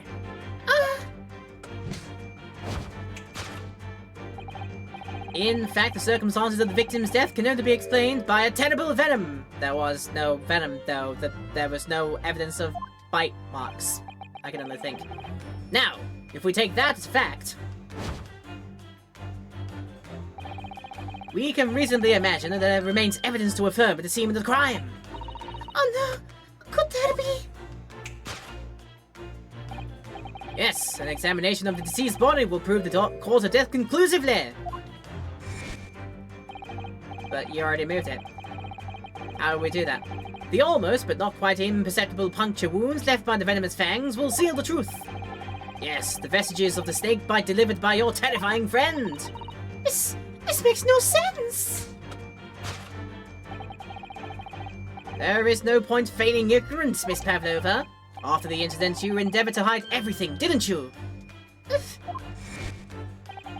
But now your involuntary glance betrays the hiding place you chose. That's right, you hid the evidence that links you to the victim's death in that traveling case. When we first met in this cabin, it came to my attention that your case moved periodically. Your serpent assassin was restless inside, no doubt. You don't! It is telling that the victim made note of a low whistling sound that he heard minutes before his end. That was your signal, was it not? The sound you had used to train your serpent friend. To train? Indeed, you would put the serpent through this ventilator and wait. After a period, you would summon it back with a whistle. You couldn't know if the animal had done its duty, so you would listen for signs of life next door. If the victim appeared not to have been dispatched, you would release the snake once more. Do you deny the snake has undergone such training? It's not true!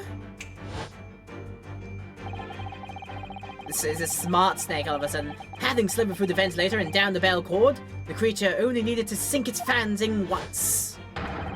And its venom would course through the victim's veins, ending his existence forever. Don't say it like that, my word. That is the true nature of the speckled band that took the poor young man's life. There can be no doubt. My logic is infallible. The death is actually this, so bro, you're on to nothing, my dude. So death by a venomous snake bite. I think where this is gonna go is that, by the way, thus concludes Herlock Sholmes' great deduction of the speckled band. But I think where this is gonna go is we're gonna find out that the snake is actually not a venomous snake, but it's more like a constrictor. Because look what it's literally doing to the poor Biff's face. And if there were no obvious signs of like bite marks or other injuries or like lacerations or visible on the body marks that denote some kind of injury happened, then we can only assume that it was the fact that the snake is not venomous. It can't kill by biting. It in fact kills by like suffocating and constricting. I think this is where we're gonna get to. Miss Pavlova has trained her pet snake as a killing machine. There on the floor, you will observe a saucer of milk. The promise of food is key to training any creature. Incredible! You've solved the mystery! Amazing! Your great deduction really lives up to its name. I see now why Herlock Sholmes has become such a household name. My dear man, it was nothing remarkable. As the Russians say, I could have done it with one left hand.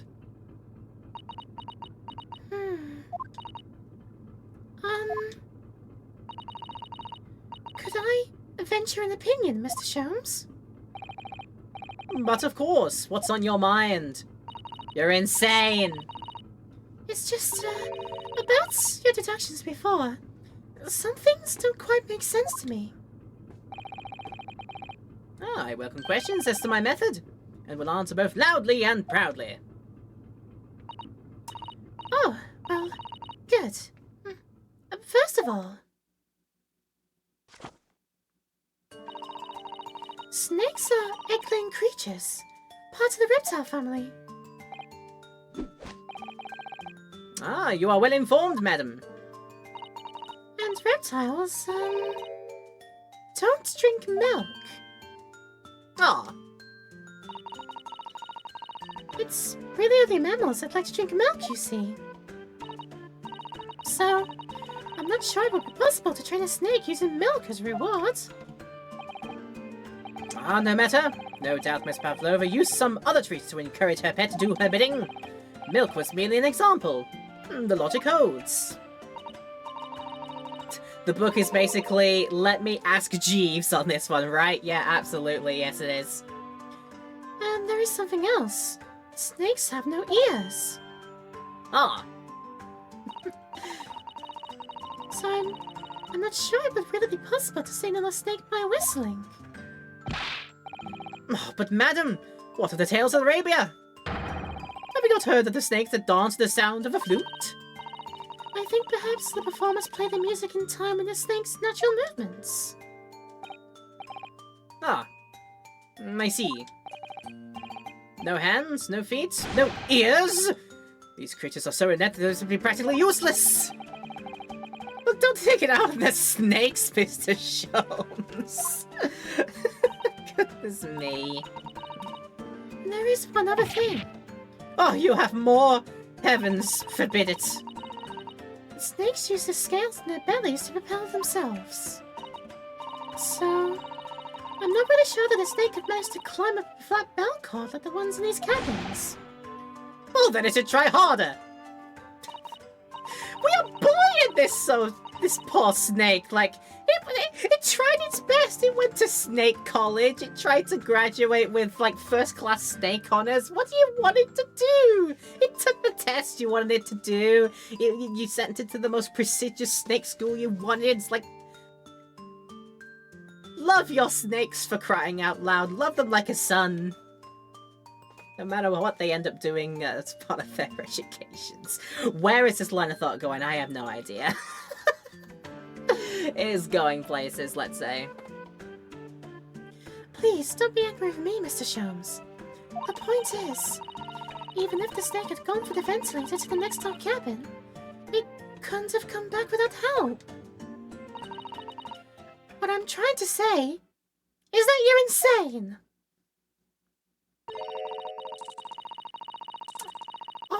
Or that there are a number of reasons why it's difficult to imagine the snake could have had a part in this.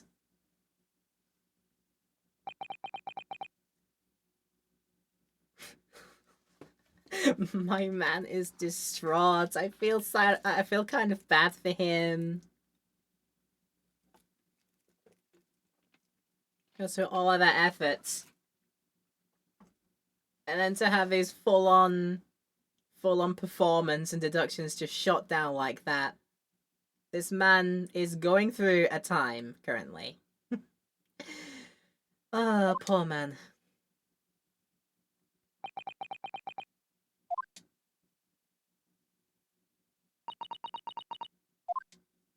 Everyone is just shocked. What are we listening to on and watching in this room? I think we need to step in and help again, Mr. Naruto. Oh no, no, no, no, no, no, no, you don't mean not that again. Don't put me back into there. We need to modify Mr. Sholmes' latest deductions and turn them into the great ones they ought to be. I had a bad feeling about this coming. Alright, let's give it a try. Just what I was waiting for, Mr. Naruhodo. Yeah, right. So, cast your eyes down to your wrists again. What? Psst. You've done it again! Your hands are gone! Where did it go? Fear not, I shall see the sword after our work is done. But I feel like we should just leave them off. Can I beg? Can I beg to just have them off? I kind of like having uncuffed hands. I don't know, that's probably just me.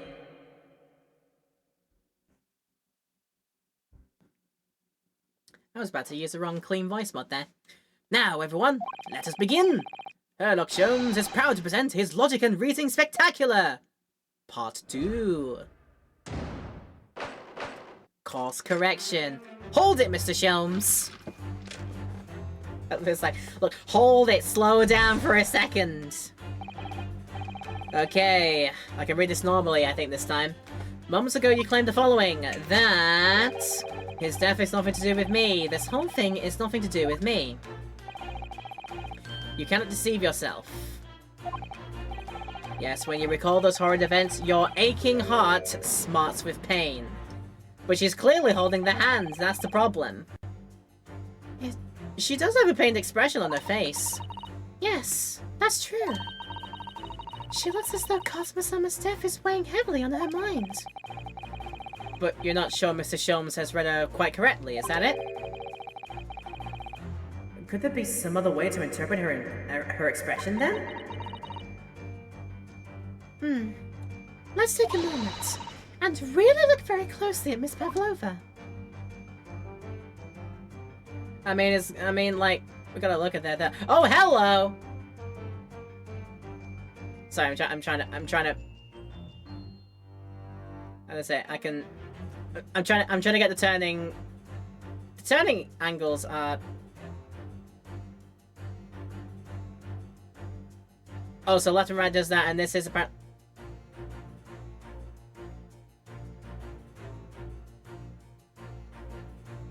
I think my controller somehow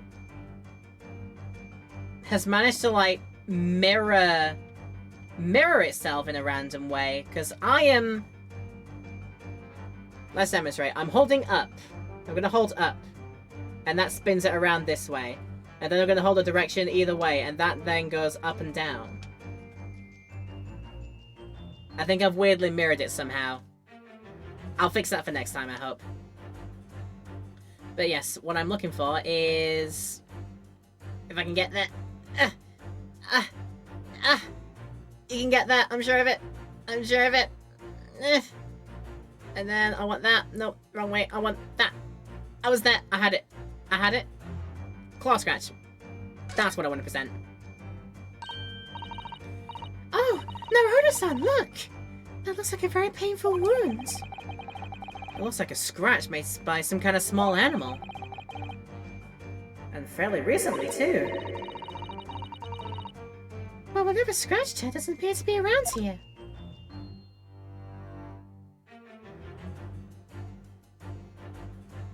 So is this what I'm going to have to present here? And then I'm going to actually press the right button for it.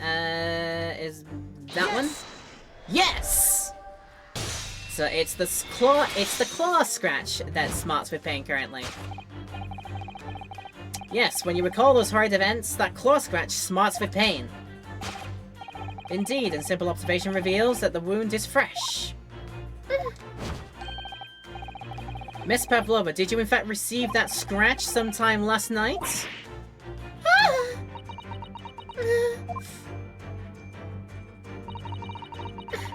When I think about the young man who died next door, I feel so sad. And when I am sad, the pain from this wound is worse. Oh. And it is that very pain that evidences your inextricable link to the victim's death. So we ask, what was the nature of this intruder that stole into the victim's cabin on that portentous night? Why, naturally it was the friend with which you boarded this vessel with, was it not? As I suspected, another telltale glance. Without a doubt, your friend is the writhing serpent we see before us. Or it could be the big burly man instead. Like bodyguard of such. It seems likely that the scratch mark on the back of Miss Pavlova's hand was made by this friend of hers, doesn't it? Except... snakes don't have claws, do they?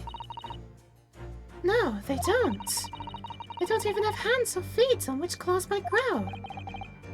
Well then, if that snake isn't her pet, what is? What's the true identity of this friend of hers? We should follow her gaze, Naruto-san. That's where we'll find the answer. Follow around the gaze here. Oh, look at the... Ooh, look at photo. Take a look at photo. Oh, she did have a cat! Oh, the cat is so cute! Look at the cat's face! It's so cute! Oh, I love that! That's some great art. Oh, look at the photograph in this frame! It's so cute! This must be something Miss Pavlova brought with her when she ran away. She is exceptionally beautiful, isn't she? Yeah, that's true, but personally, it's the little black creature she's holding that's caught my eye. Maybe we better take a closer look at this. Gotta actually look at the little kitten. And yes, I'm thinking to this myself. I'm using my thinking voice for this, don't worry about it. Look at the little cat Miss Pavlova is cuddling there. Oh, what a cute little kitten. It could fly with you, couldn't it, Naruto-san? With the blackest outfit. But a black kitten. And from the look of this picture at least, Miss Pavlova seems very attached to it. So, do we present this then? Yes! Yes!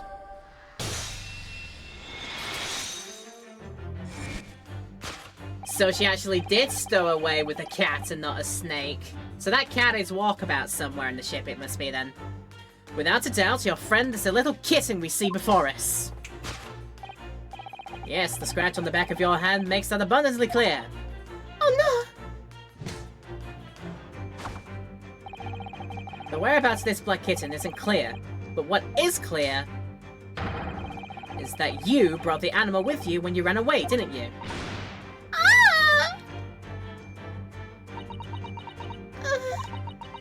Darka is my best friend. I couldn't leave her behind. Darker would appear to be Russian blue. And yet, that fact leaves us in a quandary. The victim's written observations on the night in question tell of a speckled band. Whereas, regrettably,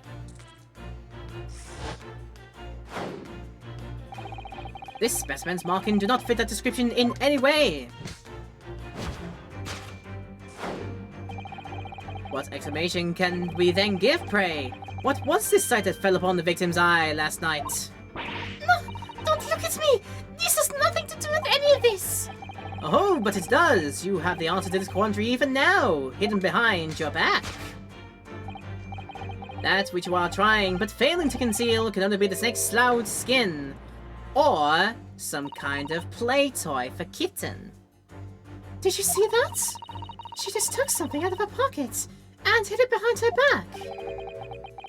Gosh, if she just left it in her pocket, no one would have ever known. Yes, ploys like that are Mr. Show's specialty. He's ever so cleverly forced her to reveal something. I thought deduction was his specialty. Or maybe making me believe that was a ploy too. Anyway, I find it hard to believe that the skin's of a snake. Then in which case, just what is Miss Pavlova hiding behind her back? Let's see what it is instead. Not snake sloughed skin.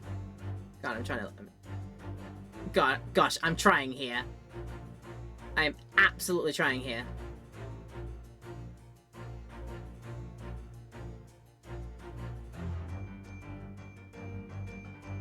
Ah, God, I'm actually trying to do... I'm actually trying to get around this normally. I think I might just...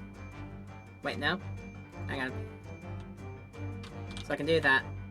Yeah, okay, I'm just gonna whack at this because it's gonna be so much easier.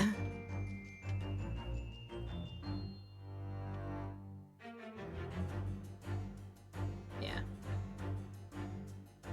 So I can observe what she's got there. Well, it is speckled, and it is a band, but... What is it? It seems to be soft and fluffy. A long piece of cloth of some sort. And that looks like a handle at one end. I think this may be a cat's toy. This is sort of common in the West, apparently. How is that a toy for cats? Cats like to chase the band around and paw at it. Kittens in particular love that sort of play. You only need to wave it in front of them, and they pounce to catch it. Haha, that sounds positively adorable! So now we can present this as a cat's toy instead, surely. Yes! Yes! So we should have called this case The Adventure of the Cat's Toy rather than the speckled band. I think that's what we're meant to do. The thing you're trying but failing to conceal is a cat's toy. Precisely, and the true nature of the now infamous speckled band. Ah! And it was this toy that you dangled through the ventilator. You waved it around, I presume. Naturally, the victim could not fail to notice it. Why? For what reason? My dear boy, there can only be one answer to that. After her feline friend disappeared through the ventilator into the neighboring cabin, Miss Pavlova attempted to use a speckled cat's toy to incite the creature to return. Ah! Does make sense. In summary, the nature of this friend of Miss Pavlova's, which last night infiltrated the scene of the crime, is a blithesome Russian blue breed cat by the name of Dark.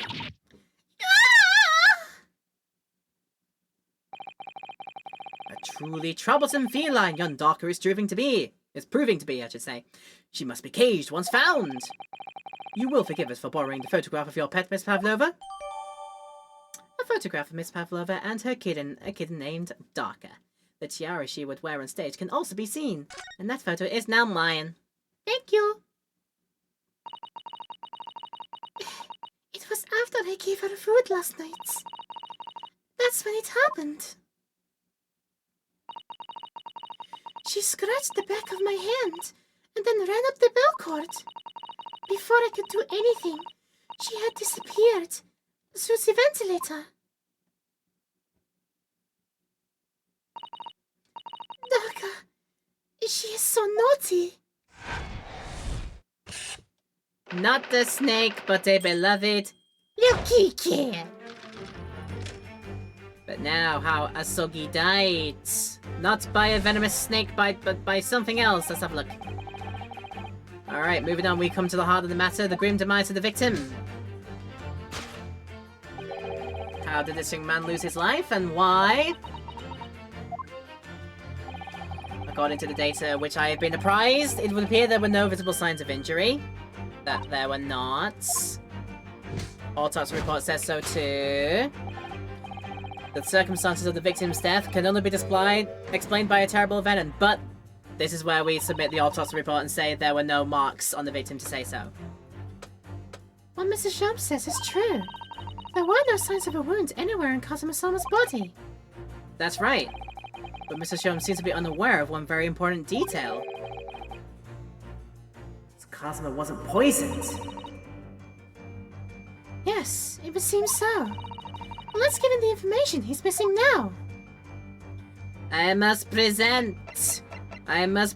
post-mortem report. Yes! Yes! It can be explained by the post-mortem reports.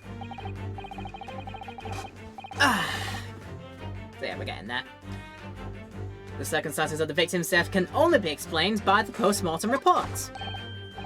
Ah, yes, I knew it was one or the other. His neck was... Indeed, the breaking of the cervical vertebrae is fatal. Only that Goliath would be strong enough to survive that. Seaman strong enough isn't some immortal freak, you know. I like how even in here, like the pained expressions even come through in the deduction dances. That's so good. The jury is out. Anyway, we have on good authority that the victim's neck was broken. Now, if we take that as fact, we can reasonably imagine that there remains evidence to affirm the scene of the crime. Oh no! Could there be... An examination of the deceased's body will prove the cause of death conclusively. But no, it won't. It'll be something else. Kazuma died because his neck was broken. In other words, he was probably struck by something. Or someone. Yes, that's a distinct possibility. As of yet, no weapon has been found, though. And presumably Darker didn't silently creep up behind Kazuma and deal him a fatal blow. Because that'd be ridiculous. Imagine it, a cat coming out with a hammer, all Looney Tunes style, just like... just like that. I suppose. It's possible that he had a fall and hit the ground awkwardly. It could have been a terrible act of misfortune that he broke his neck completely by accident. Oh yeah! I guess a bad fall could explain it. It's rather hard to believe of Kazuma-sama, though. He wasn't a clumsy man. Well, we need to fix this deduction somehow. Is there anything from the scene that could explain what happened?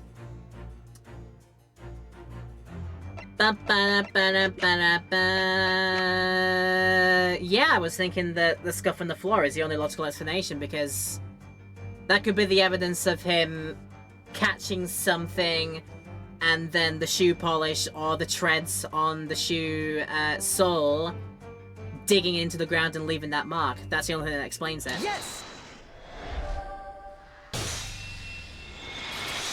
So as I say, yes!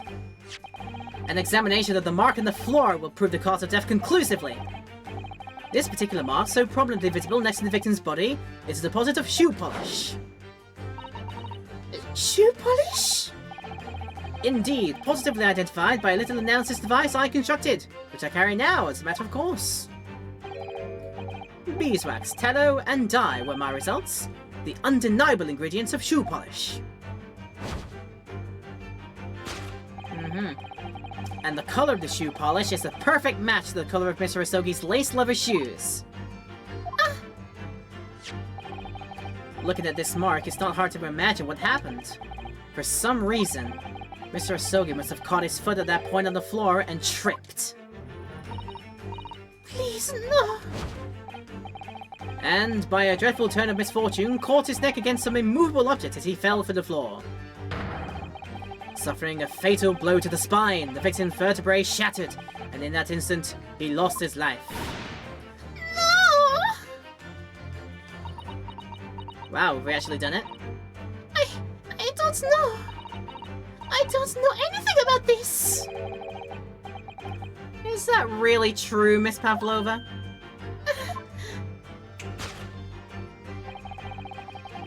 What about the evidence left at the scene where Mr. Asogi lost his life? Yes, the factor is clear as day to me. You did all you could to conceal the incriminating evidence. But now your involuntary glance betrays the hiding place you chose. That's right, you hid the evidence that links you to the victim's death in that traveling case. But not that. This is what we're gonna change. I don't believe it. Cosimo Summer merely tripped over and now he's no more? It can't be true! I refuse to accept it! I know it's hard to believe, but the mark on the floor does seem to suggest that's what happened. But... And if this part of Mr. Sholmes' deduction is right, Miss Pavlova is trying to hide some evidence that would prove it. Here in this cabin. Somewhere in the direction that she just cast her eyes. But where, I wonder? Let's have a good look around. The answer must be here somewhere. Must be in here somewhere there. Alright, whereabouts gonna look here? Waste paper basket. So I can only look at... Oh, I can also look at the tiara, apparently. I can only have a look at tiara, traveling case, and waste paper baskets. Okay, let's do examination first. This is a waste paper basket. Perhaps all the first-class cabins have them. But Miss Pavlova only started occupying this cabin late last night. Presumably, there's not much rubbish in there yet. Oh. Oh, it's suspiciously... it's bell-shaped. So the glass... So it's a glass bell of some description, or something like that.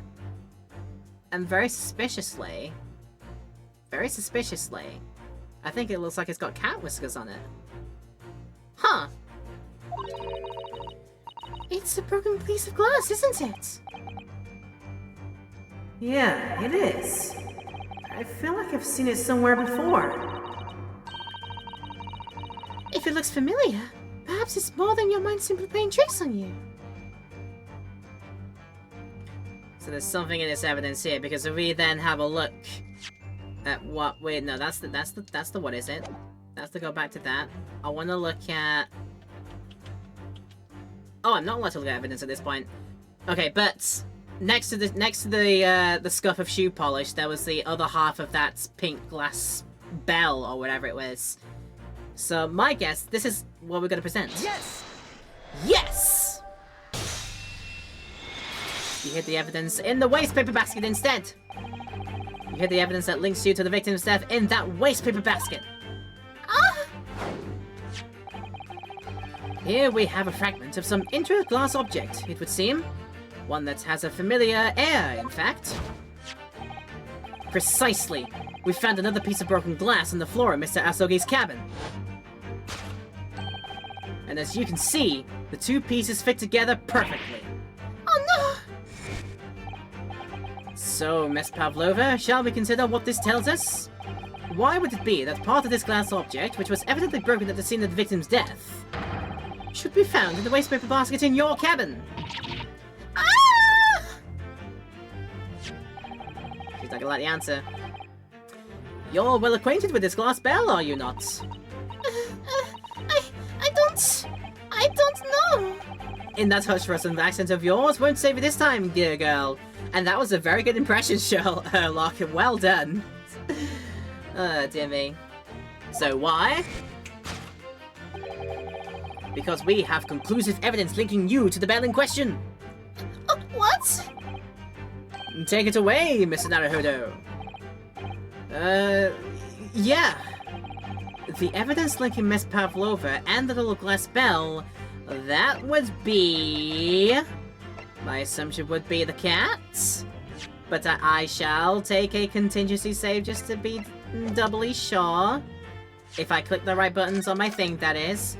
Yeah, I think somehow the controls have been all boxed up and I need to fix them in post. Fix them for the next session I do this. But yes, we are good to save. Because that is safe to do. Thank you, thank you, thank you. But it's gotta be this. Yes! Yes! Oh yeah, because the cat has a bell in it! Ah, there it is. Makes sense now. If you look at this photograph, you can clearly see that it makes you laugh. But also hanging from Darker's collar, the very glass bell in question.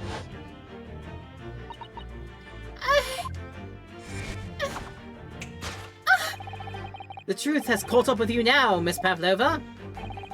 The young man who lost his life last night did so after a truly inauspicious fall. And the cause of that fateful stumble?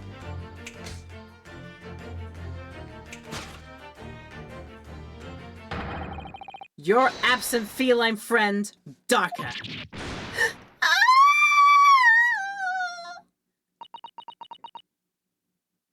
Oh, so this wasn't murder, it was just a bad accident. Oh no. So this is a really big shame. Oh goodness.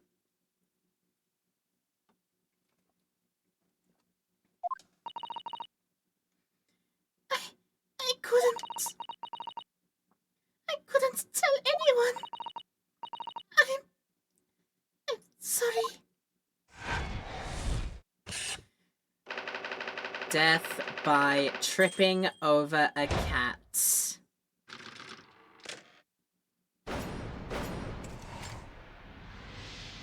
Elementary, but my god. And how almost horridly poetic it is that it was a black cat as well. Because black cats are known to be like bad luck and such. Big yikes. Why don't you tell us now, Miss Pavlova? Tell us exactly what happened last night. It was a little after 1 in the morning. It was so late, but I hadn't had time to feed Darker, so I gave her some food. And then, all of a sudden, she scratched me and jumped out of my hands. People do say that cats become very anxious and nervous in new environments. She was so fast. She disappeared through the ventilator before I could stop her. And that is how you acquired the rather nasty wound in the back of your hand, I take it. Yes. And I had read the rules on the wall. I knew that I was not allowed Darker with me. Yes, modern science suggests that animals can carry infectious diseases. It's a precaution, really. So I listened and listened, trying to hear if there was some noise in the next cabin.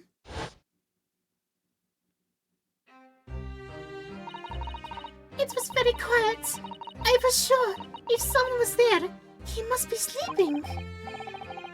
So at that point, you thought it safe to try to lure the kitten back again? By dangling the end of the toy through the ventilator and into the adjoining cabin. Dorka always loves this toy, but it didn't work. Nothing worked. I tried using her favorite toy. I tried whistling to her softly, but nothing. She didn't return. So the faint whistling sound Cosmo wrote about in his diary was Miss Pavlova trying to retrieve her pets. Cats have a propensity to remain hidden in the shadows when frightened. So there was nothing else I could do. I just had to wait until she had calmed down. But then... Meow! And there you go. Damn this case! We ended up finding out this was just a very unfortunate accident that proved fatal, unfortunately. No goodness. I don't know what to say. I nearly passed out of shock. I heard her cry out, and then... Oh, it was such a dreadful bang! Then afterwards, nothing. It was totally silent. Cosmo was... Oh. From the appearance of the brown mark on the floor, it seems like that what you heard was the victim stepping on the glass bell and tripping up. The SS Buria is a large vessel, but even she can pitch and roll violently without warning. If Mr. Asuki was already off balance as a result of the ship lurching when the kitten got under his feet, the combination of unfortunate factors could easily have caused him to fall over.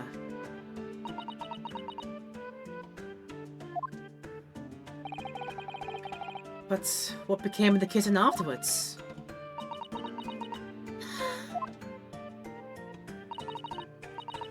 In the end, I managed to get her to come back through the ventilator. Yet Stalker is nowhere to be seen. I must have forgotten to lock my case. And now she's disappeared again.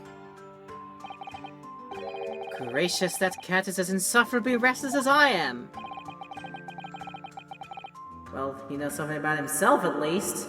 Likes to climb on everywhere, climb on the hooks, like a cat does.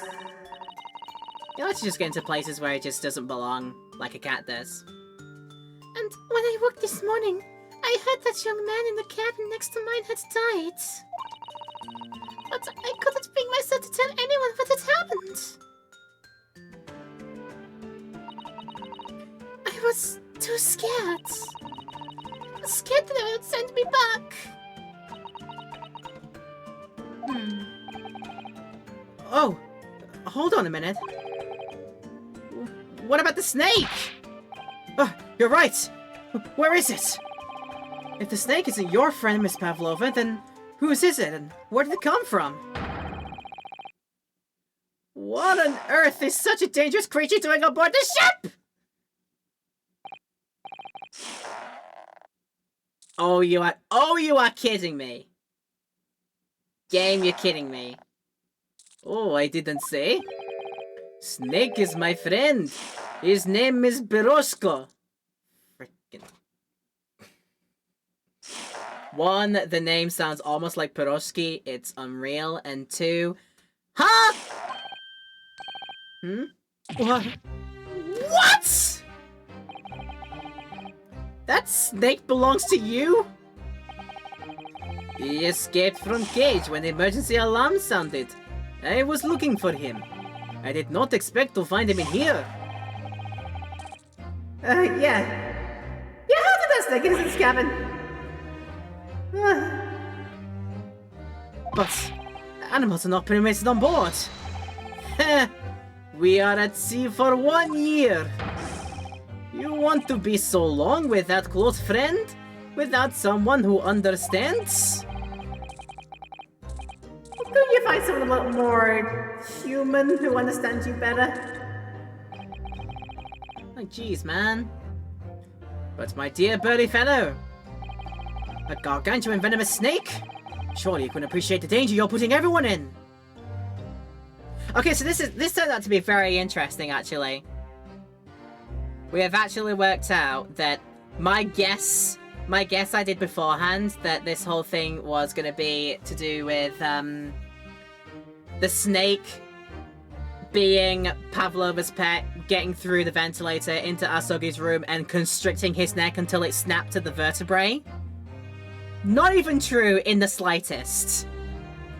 Because one, Pavlova's pet turns out to be a cat. Number two, the snake turns out to be not even relevant at all. It just turns out to be that this guy is this random burly Russian sailor's pet. And number three, it just turned out to be just a very unfortunate fatal accident for Kazuma. This went in the way I didn't expect. And kudos. Kudos to it, honestly. Ah, no venom. Pirosco does not have venom. He is harmless, very long, but very gentle. He is adorable, like Granny. My grandma is a snake. Jeez. My grandma is like a snake too, I would say. My goodness. Long, long snake. Long. It's venomless? Yes, now he is hungry, so he is in bad mood. But once I feed him, you will see big smile. And you feed him what? Milk, I suppose? Ha! Like they say they milk chickens? Ridiculous snake that drink milk are only in stupid stories. Ah, Pirosco eat mouses. Big, fat, round mouses. Ah. Oh, so is that what the mousetrap in the passageway out there is for? Of course, how else can I get my friend's favorite food? Wow, nothing says top of the food chain like the look in their eyes right now. And this man's eyes glazing over like, huh? It refuses to drink milk. It can't hear a whistle. It can't climb up a bell cord, and it's not even venomous! How the juice did something so in that ladder starting roll? It's not my fault. I did not make up stories. My Pirosco has nothing to do with this incident. I mean, he's true on that one at the end of the day. So that's what happened. That's the truth behind my best friend's tragic death. Ooh. Ugh. Very awkward silences everywhere.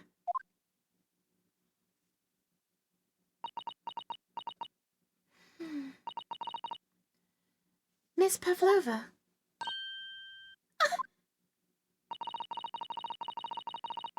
I understand the difficult situation you found yourself in, and I do sympathize. But please remember this. A young man lost his life. If you're going to attempt to cover up your guilt with lies, then no matter what the circumstances, I cannot forgive you! What are you talking about, Miss Mikotoba? What lies? Miss Pavlova just confessed everything. It was just a series of unfortunate events. An accident.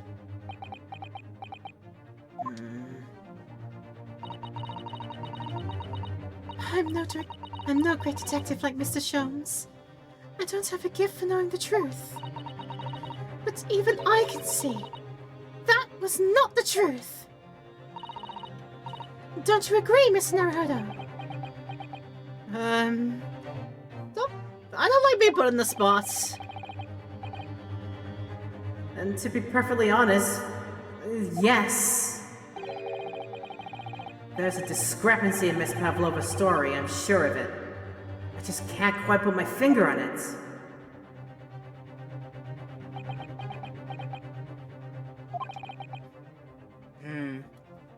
I confess. I was intending to let Scott and Yard deal with any outstanding issues on this matter. Oh? Scotland Yard of other people's. I am only present here for a very specific reason. The truth is, you, Mr. Naruhodo, are simply a distraction. A distraction? I do hope you've not been finding your shackles too uncomfortable. Ah! Oh, not again. Why does he keep doing that? Seriously, I have no idea. And I have no idea, honestly, either. He's magic. Magic man. Magic shackles. Especially as they're on your wrist as a result of my intervention. I was rather hoping I would resolve matters before we made our next port call. You were, Mr. Sholmes? Yes, but I overlooked one important detail. The deceased young man was a very close companion of yours, was he not? Yeah. Cosimo was my closest friend. I owe him my freedom, even.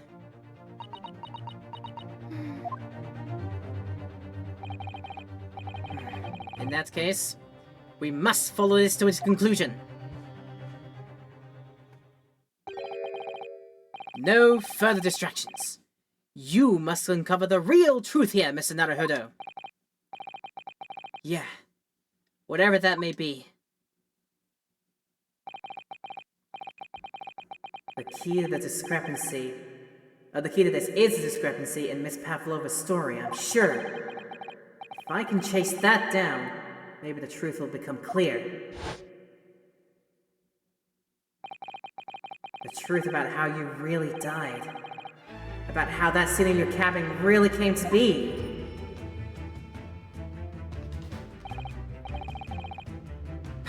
Alright. I'll see what I can do.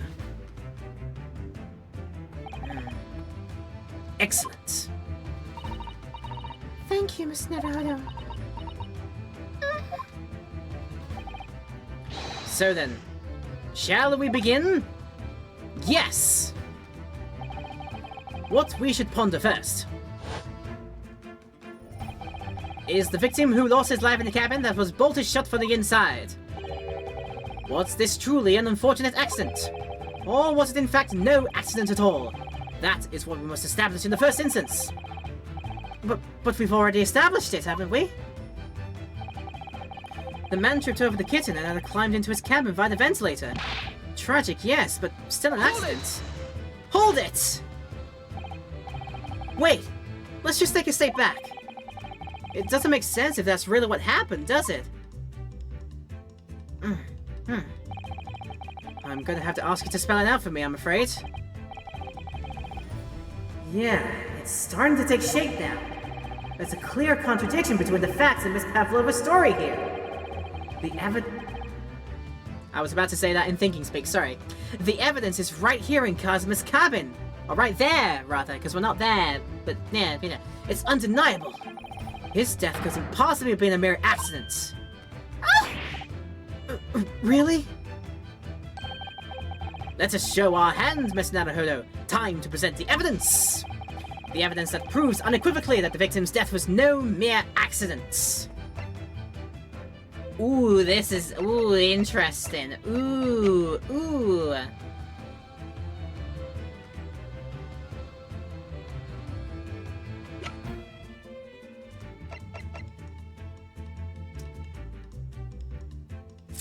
I mean, what I guess is that there's nothing that stops me from, like, inspecting every single thing and just double-checking.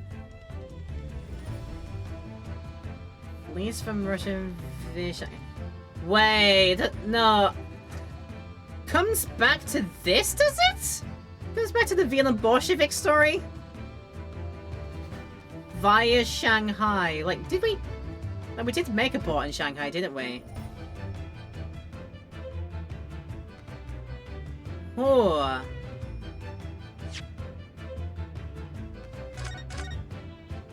Wow. I think I might be taking a stab in the dark on this one.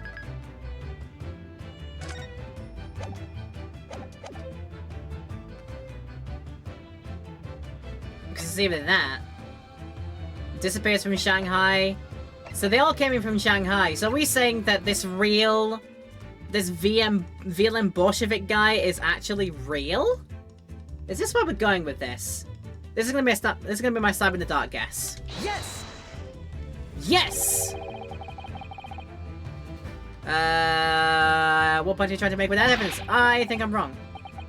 I'm starting to see how Cosmos F really happened. I think... no. I think that you wanted to see nothing of the sort, and that was the evidence to prove it. So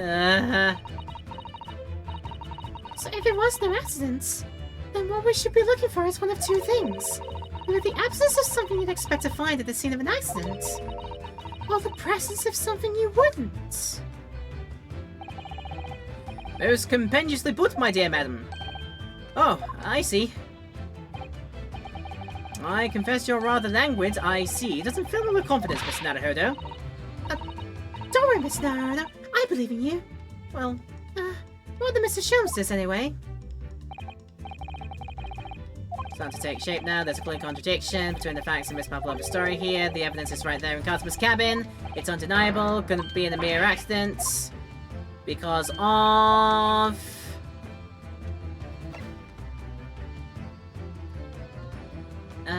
Cosmo would stick this over the doors of the wardrobe for me. It says keep out in Japanese, but I'm not sure the Russian crew could see it.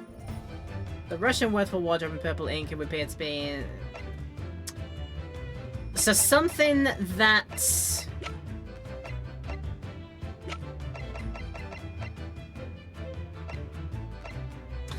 Yeah, I think that... Man, I've really got to think about this.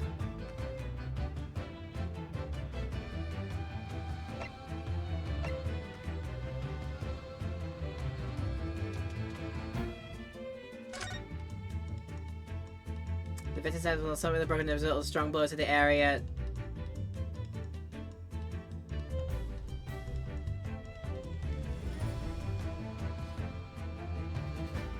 Oh wait, yeah, I think... Could this be it here? If we're saying all along that this was a... No obvious external injuries or traces of poison, a strong blow to the area... Would that... Oh gosh, now I'm second guessing now, because... The blow to the head, or the blow to the neck, could be pretty strong if he had fallen over if he had fallen over. I think there's an argument to be made for that. But at the same time... What if it was actually... What if he was, like, actually struck? Gosh, I'm doubting myself now. They put that hastily on there to say, keep out of the wardrobe, just to keep me from, and that there. I might start just, like, testing things here. Is it something in the, Yes! post-mortem report? That it wasn't. But it was not that, so we've got to discover again. Yeah. So the absence of something you'd expect to find, i.e. murder weapon, blunt force, something to deliver the blunt force with, or the presence of something you wouldn't. So it's not to do with that. Something... Okay, it's something in the... I think it's pointing me towards the other way, the latter then. Something in the room that should not otherwise be there.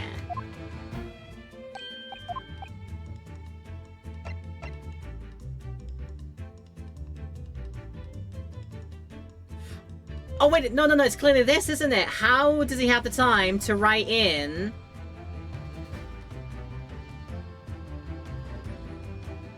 If he lost his life right then, and ended up searching the way like that, how did he then have the time to very neatly write that Russian word? I think this is what I've got to put in, actually.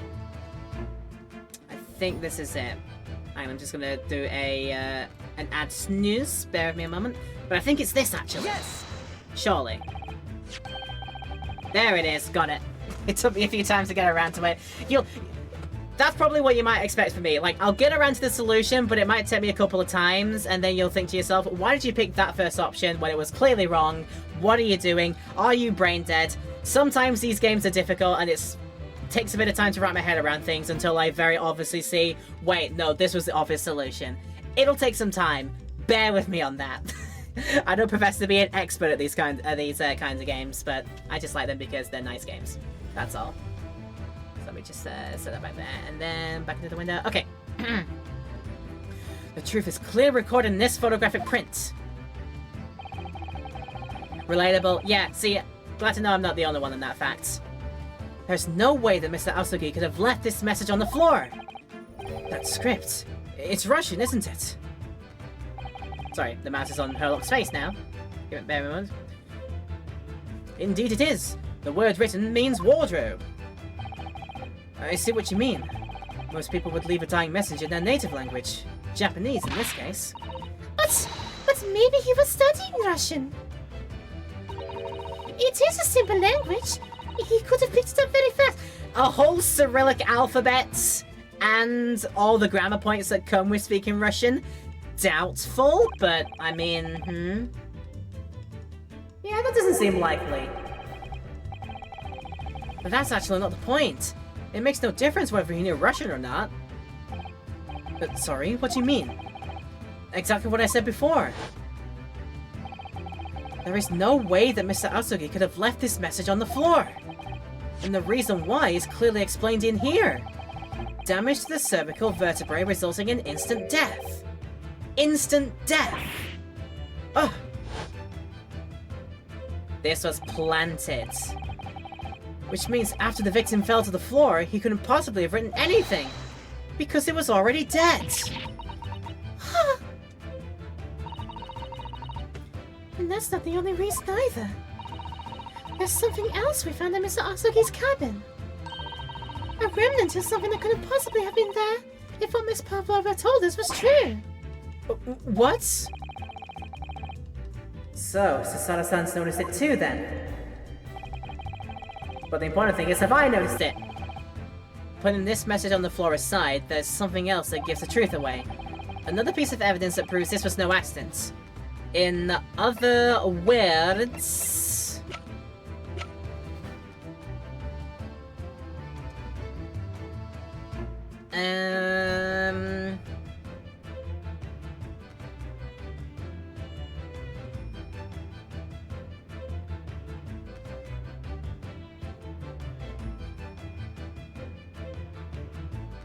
It gives me a button that I can say, like, review the scene.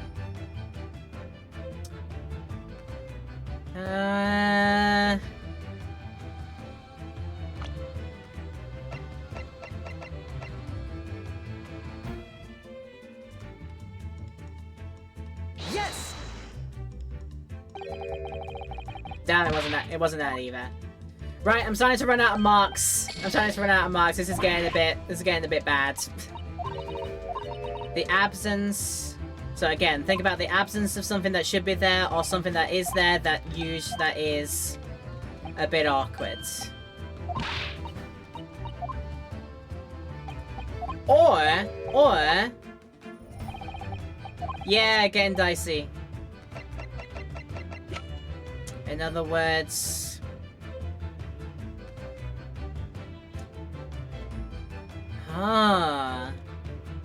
could be something to do with that.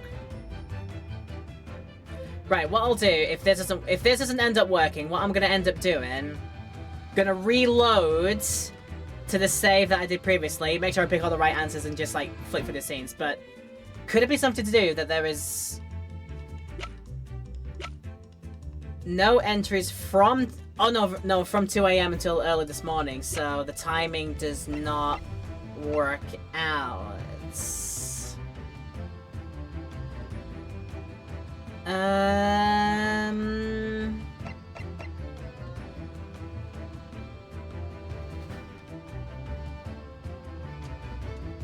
Before we present this, is there anything on it to...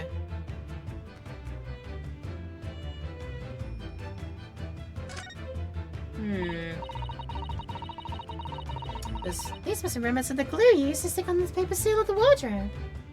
I'm gonna run another snooze, dead quick. That's right, it was pulverized rice. pulverized rice? I pulverized some of the rice for my evening meal, even though it broke my heart. Broke your heart? What do you mean? Remember, I'm a stowaway on the ship. All I had to eat were Cosmo's leftovers. Even a couple of grains of rice could have been the difference between life and death. Oh, it must have been awful for you there, Hana-san. But I have some glue with me as it happens. You're welcome to use it this evening. Oh, thank you very much. I don't think this is relevant. I don't think this is relevant at all.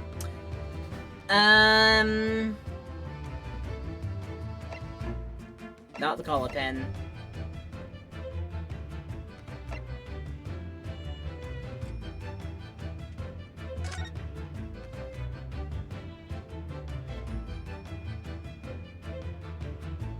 So it just says both articles either side, and now I'm into the stage where I can't control where it spins, because, yeah. No. I don't see that relating. Something in the diary.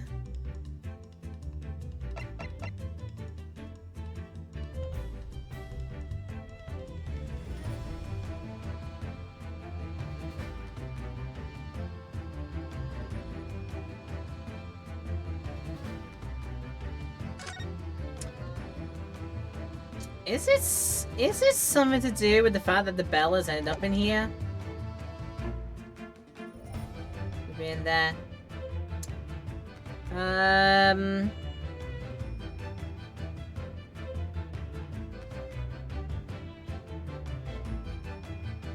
Again, my slow brain is struggling to process this.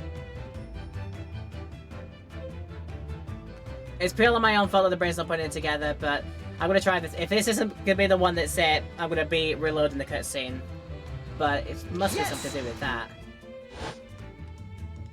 Oh, it plainly was. Okay, yeah, so yeah. There we go. We have it. This piece of broken glass next to the mark on the floor. But that's the glass bell the kitten had around its neck. We already know all about that. It was broken in half and the victim tripped over the cat and fell. So we already have a satisfactory explanation. Where's the flaw in that logic? Unfortunately, there is a very big flaw. And a fatal flaw. What? If that's really what happened, then how did one half of the bell end up back here in this cabin? Yes. Remember that we found the other half of the glass bell in that waste paper basket. Would you care to explain that, Miss Pavlova? Oh no! Both these pieces of evidence clearly point to the same conclusion. That when Mr. Asogi died last night in his cabin, there was someone else in the room. And that same person deliberately arranged the scene to disguise the truth, in order to cover up his or her own guilt.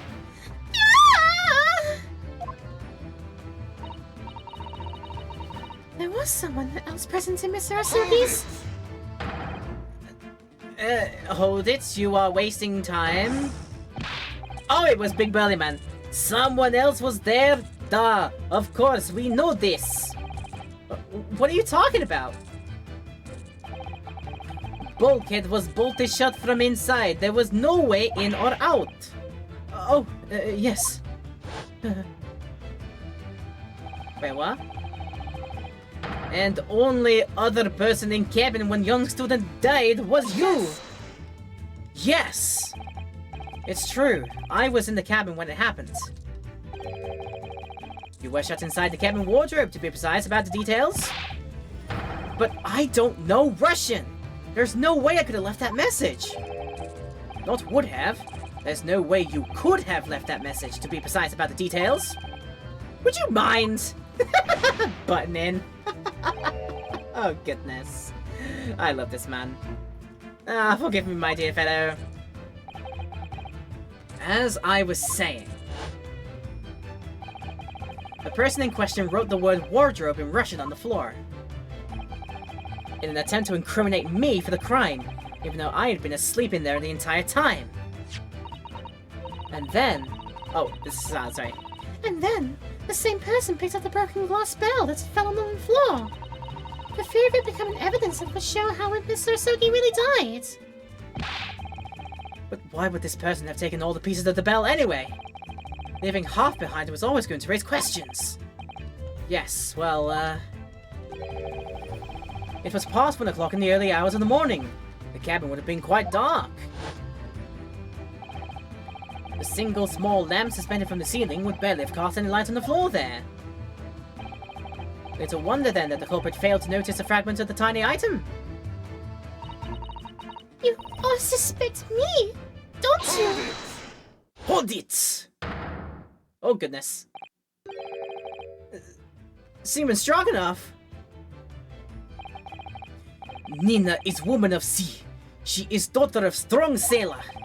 2 years ago they noticed her dancing skills and she went away to join ballet company. But before, she was dancer on this ship, a member of ship's band. Huh? You do not accuse ship's angel of being criminal. Oh goodness. This is going places. Ah, so that's it. You say that when young student died, Nina was there in his cabin. But that is not possible. I give my tooth. Well, this is all most interesting. And why would you give your tooth, pray? How can you be so sure? You are a great detective. You should know. Look truth in eyes. Cabin bulkhead was bolted shut from inside. Nobody could go into cabin. Not Nina, not anyone. Or you want to tell me that killer can walk through locked doors? Niet, it's impossible.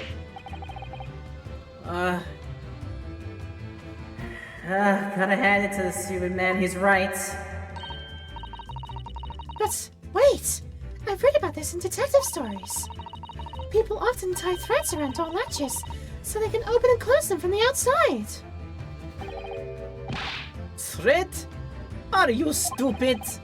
These bulkheads are not barn doors. Certainly not.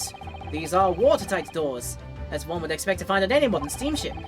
Constructed of heavy steel, with not a gap in sight. No thread, nor needles, nor magnets could ever have been used. No, of course not. I thought so too. But Mr. Naruhodo suggested it earlier, so... Susanoo-san! How could you shift it onto me like that? My main character has such main character energy, he just cannot catch a break. So, Seaman Stroganoff has a valid point. The cabin door could have been bolted shut from the inside. Not necessarily. What? I put it to you that I could bolt this cabin door without laying a finger on it. And in this very cabin, we can see the traces of the method I have in mind have been used before. I don't believe it. Well, Mr. Naruhodo, I believe you know what I mean, don't you? A way to shut the bolt of the cabin door from the outside? One way does spring to mind, yes. Do you really know what Mr. Sholmes means, Mr. Naruhodo? Yes. And so should you. Because we've seen it happen. Indeed we have. So, would you care to do the honors, Mr. Naruhodo? Point out the telling signs and the method that we use to slide the cabin door bolt across from the outside. Right after we take a break. Very shortly, so we can wrap this up afterwards. I'll see you in a couple of minutes. Okay then, one last stretch for today. I hope you've had a good time in this video. If you've had a good time for this video in the YouTube format, do let me know by leaving a like down below. Maybe subscribing as well for all the future stuff that I add on here. Don't forget that we add the videos onto the YouTube channel a week after they get broadcast on the Twitch channel as well. So if you'd like to see all the stuff on the Twitch channel as well, you know where to find those in the details down below as well. Alright. So, we've got to point out the telling signs of a method that was used to slide the cabin door bolt across from the outside. The telltale signs. Something that happens that could exude enough force to move some things without anything being touched. And my mind, I think it's actually put this together pretty quickly, in all honesty, because we had that emergency stop debacle, didn't we? Where the thing stopped with enough force, and then after that emergency stop, suspiciously, the lock was then bolted on. So there we have it. So let's, and that would obviously knocked over everything in the books anyway as well. So we got to point out over here then, I guess. Yes. Look at the bookcase there. See how all the books and things on it have toppled over? Oh, that must have happened when the ship made its emergency stop before. Yes, that's right. It's a very powerful vessel after all. When the engines are thrown into reverse, a violent jolt goes across the entire ship. Any small objects that aren't fastened down are bound to fall over. I believe. Yes. It's what's known as the force of inertia acting on the objects. Is it nothing Sasora-san doesn't know, or that isn't in her book at least? Oh god. This has got to my mind back now. There's a cartoon that's like a kid's cartoon from back in the day that always had a song in it. If you imagine like one of those like old Disney cartoons that always follow the format, and there's always like a musical number in it. There's one that I remember that goes, "It's the great big book of everything with everything inside. See a world around us. These books are a perfect guide." And that's what I'm thinking right here.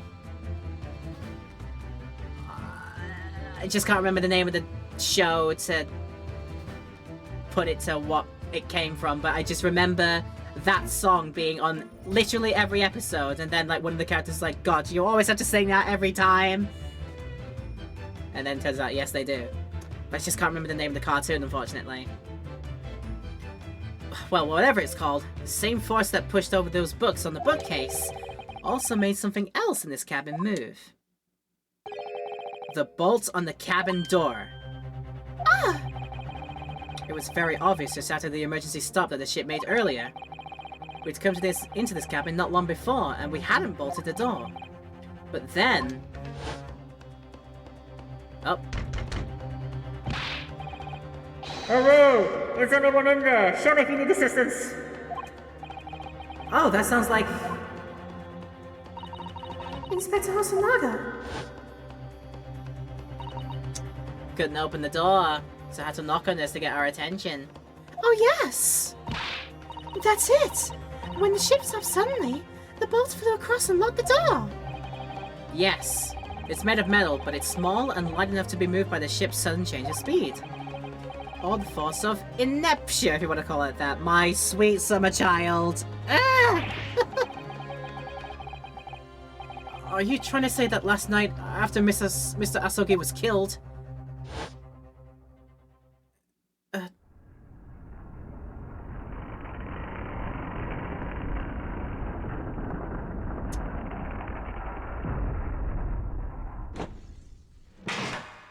That's inertia! The SS Burrier made another emergency stop? When I woke up this morning and looked around the cabin, I thought it looked a little odd. All the books and the shelves had toppled over, and all the ornaments. It was almost as if someone had run their hand across the shelves and deliberately knocked everything over. Oh yes! I remember that! And I stood them all up again, didn't I? Then, when we came into this cabin, we were surprised to see the same thing in here. All the books and everything had toppled over, just like in Mr. Asogi's cabin. Oh my! And it did. Do you have anything to say about this, Miss Pavlova?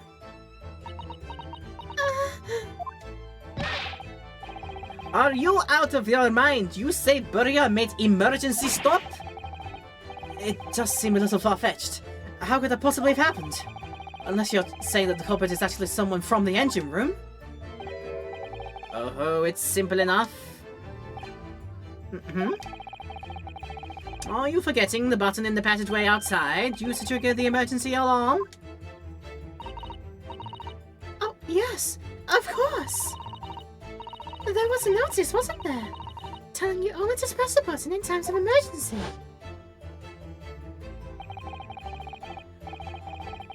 On dark nights when the fog is dense, the captain cannot afford to rely on the eyes of his lookout alone. Hence the placement of a number of buttons around the vessel to allow any crewman to raise the alarm. Any crewman to raise the alarm, huh?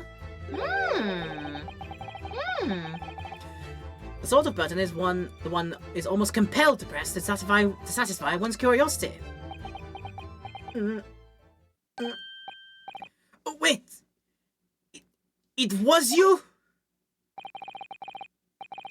When the button is pressed, two things happen in the interest of safety. The emergency alarm bell rings, and the vessel comes to a complete stop. As indeed it did a little earlier today.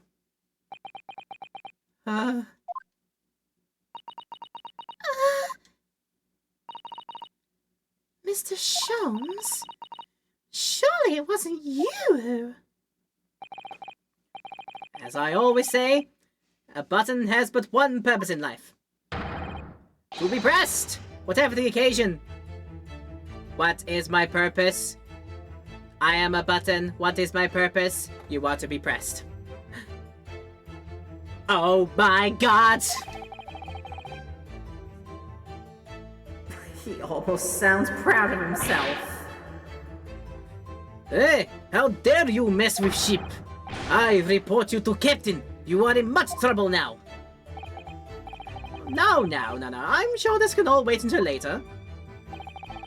Let us not overlook the fact that we have now learned a valuable lesson. When the vessel makes an emergency stop, the bolts on the cabin doors slide closed. So, what we must now consider... Yes, it all comes down to one thing now. Last night, after what happened to Mr. Asogi, did this ship make an emergency stop? Or did it not? You are idiots! Burya is huge ship with many passengers. If we make emergency stop, even in middle of night, there would be chaos everywhere. What are your thoughts, Mr. Naruhodo? Well, it's certainly possible that some kind of emergency happened last night. We have evidence to support that idea. Really? What evidence, Mr. Naruhodo? Fascinating. You show us, my good man. What evidence promotes a theory that some emergency gripped this vessel last night? I think it would be due to the fact that no one was at this post and couldn't write down that there was nothing to report. I think it could be this. Yes! Seaman Stroganoff. It's your duty to patrol the first-class area of the ship, isn't that right? Duh, that is correct. Why? I just want to get comfortable in my chair, just bear with me. And the ship's log there. That would be where you record the details of your duties. What are you doing with it? That is mine! Yeah, I'm just taking it for purposes. Oh, you rather carelessly left it atop the little makeshift bureau in the passageway out there. But as responsible passengers, we took it into our care with the mind to return it to you later. I left it there on purpose! That is where I always put it, always! The point is, looking at what you usually record, it's clear that under normal circumstances, you write the phrase, nothing to report every 30 minutes. But from 2 o'clock last night until first light this morning, nothing was recorded at all. Nothing recorded in the log?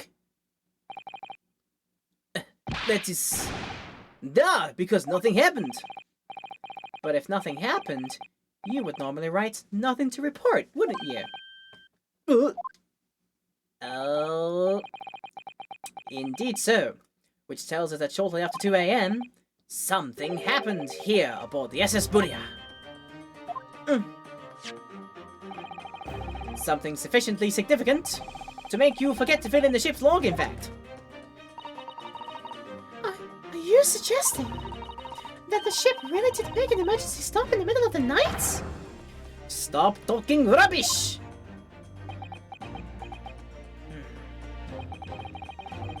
If I'm perfectly honest, I find that a little hard to believe myself. Oh, why? Well, because if something as major as an emergency stop really had happened, surely all of us would have noticed. That's very true. Thanks to the emergency stop we experienced earlier, we all know what it feels like now. The ship lurched so violently, and the alarm bell was so loud. I can't imagine that anybody would sleep through that, even if it happened in the dead of night.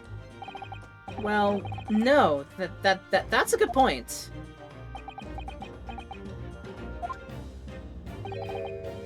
What of the throbbing? Sorry?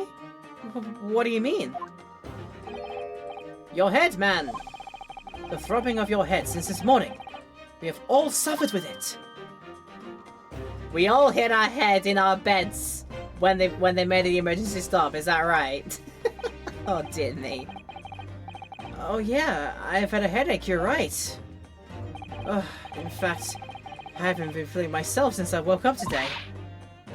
Nor have I. My head has been feeling heavy ever since dawn. Yes, you've all been afflicted, haven't you? Just as I suspected. Goodness, he's right. My head's been throbbing all day too. And since eating dinner yesterday evening, everything has felt sort of hazy. I can't really remember anything that happened after I climbed back inside the wardrobe. Then the first thing I noticed this morning was the throbbing pain in my head. I had already been dragged out of the wardrobe. And those handcuffs put on me by that point. Oh, when did I wake up when all this was happening to me?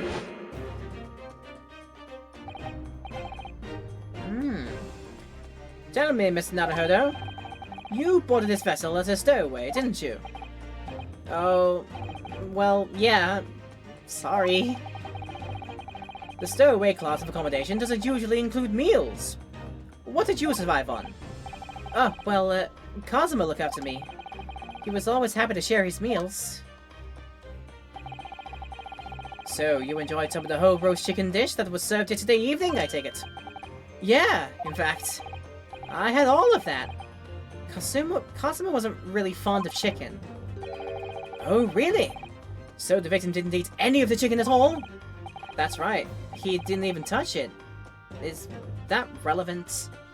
It's gonna be relevant. It's gonna be relevant. My dear fellow, does that not strike you? Oh! Mr. Sholmes, do you mean to say that there was something wrong with the chicken? Dun dun dun, the chicken was bad, yo. Bad chicken. Buck buck. I do. No! Really? Is that really true? The meal prepared for the passengers last night has been tampered with. Tampered with by the addition of a soporific, designed to induce a very deep slumber to those who consumed it. Oh. A sleeping drug? Do you mean whoever did this laced every meal with a sleeping drug so no one would notice the ship's emergency stop? Mr. Naruhodo, of course that's not what Mr. Sholmes means. What's a far-fetched idea? Precisely. Lacing every meal of every passenger on board with a soporific drug would certainly be impossible. Unless, that is, every single member of the crew was a conspirator. What? Mr. Sholmes! Where is this? This case has gone through so many changes, shifts in direction. I can't possibly tell who's going to be a culprit in anything. Where is this case going? I don't know!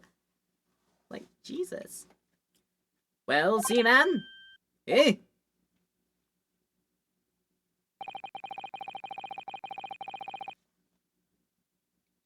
Sorry, I'm tired. I'm sorry to say that any more deception in this matter will get you nowhere. If you refuse to talk, there would have to be an inquiry made through the shipping company, of course. And were that to happen, every member of the crew, and the captain himself, would be hauled over the coals. For aiding and abetting a renegade.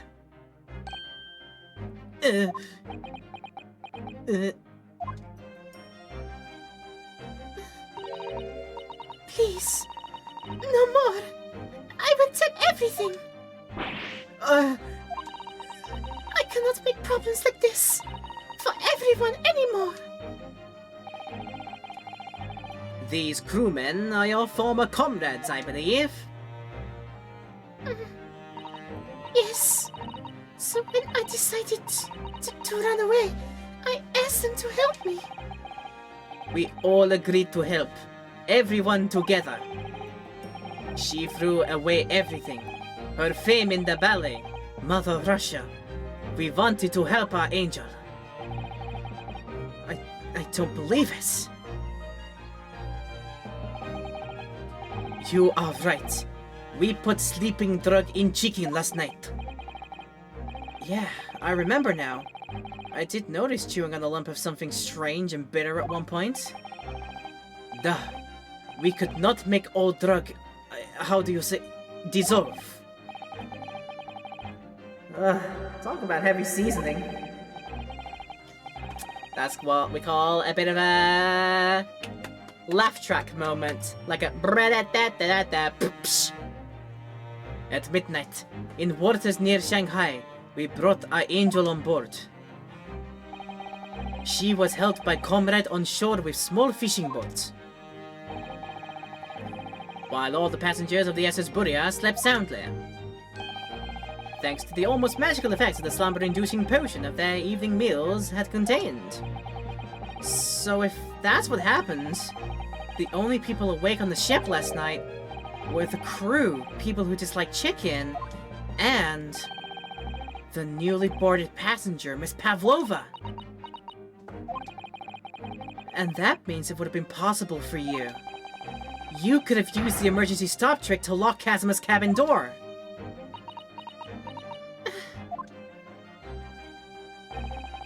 But how does that make sense? Surely every cabin door would have ended up locked in that case, and there would have been complete chaos. Oh, I wouldn't say so. What? Oh, of course! Just like us, all the other passengers would have eaten their evening meal of chicken in their cabins, after which would have been overwhelmed by tiredness because of the sleeping drug. Quite. And accordingly, all passengers were already in their cabins for the night. Yes! The overwhelming majority of passengers would habitually sleep in their cabin doors bolted anyway, and so not one of them would have found it remarkable to find the doors locked in the morning. In summary, in order to fasten the bolt of a single cabin door in a ship, the culprit brought the entire vessel to an emergency stop in the early hours of the morning.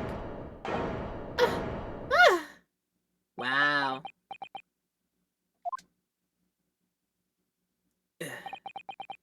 You have talked a long time and said many things.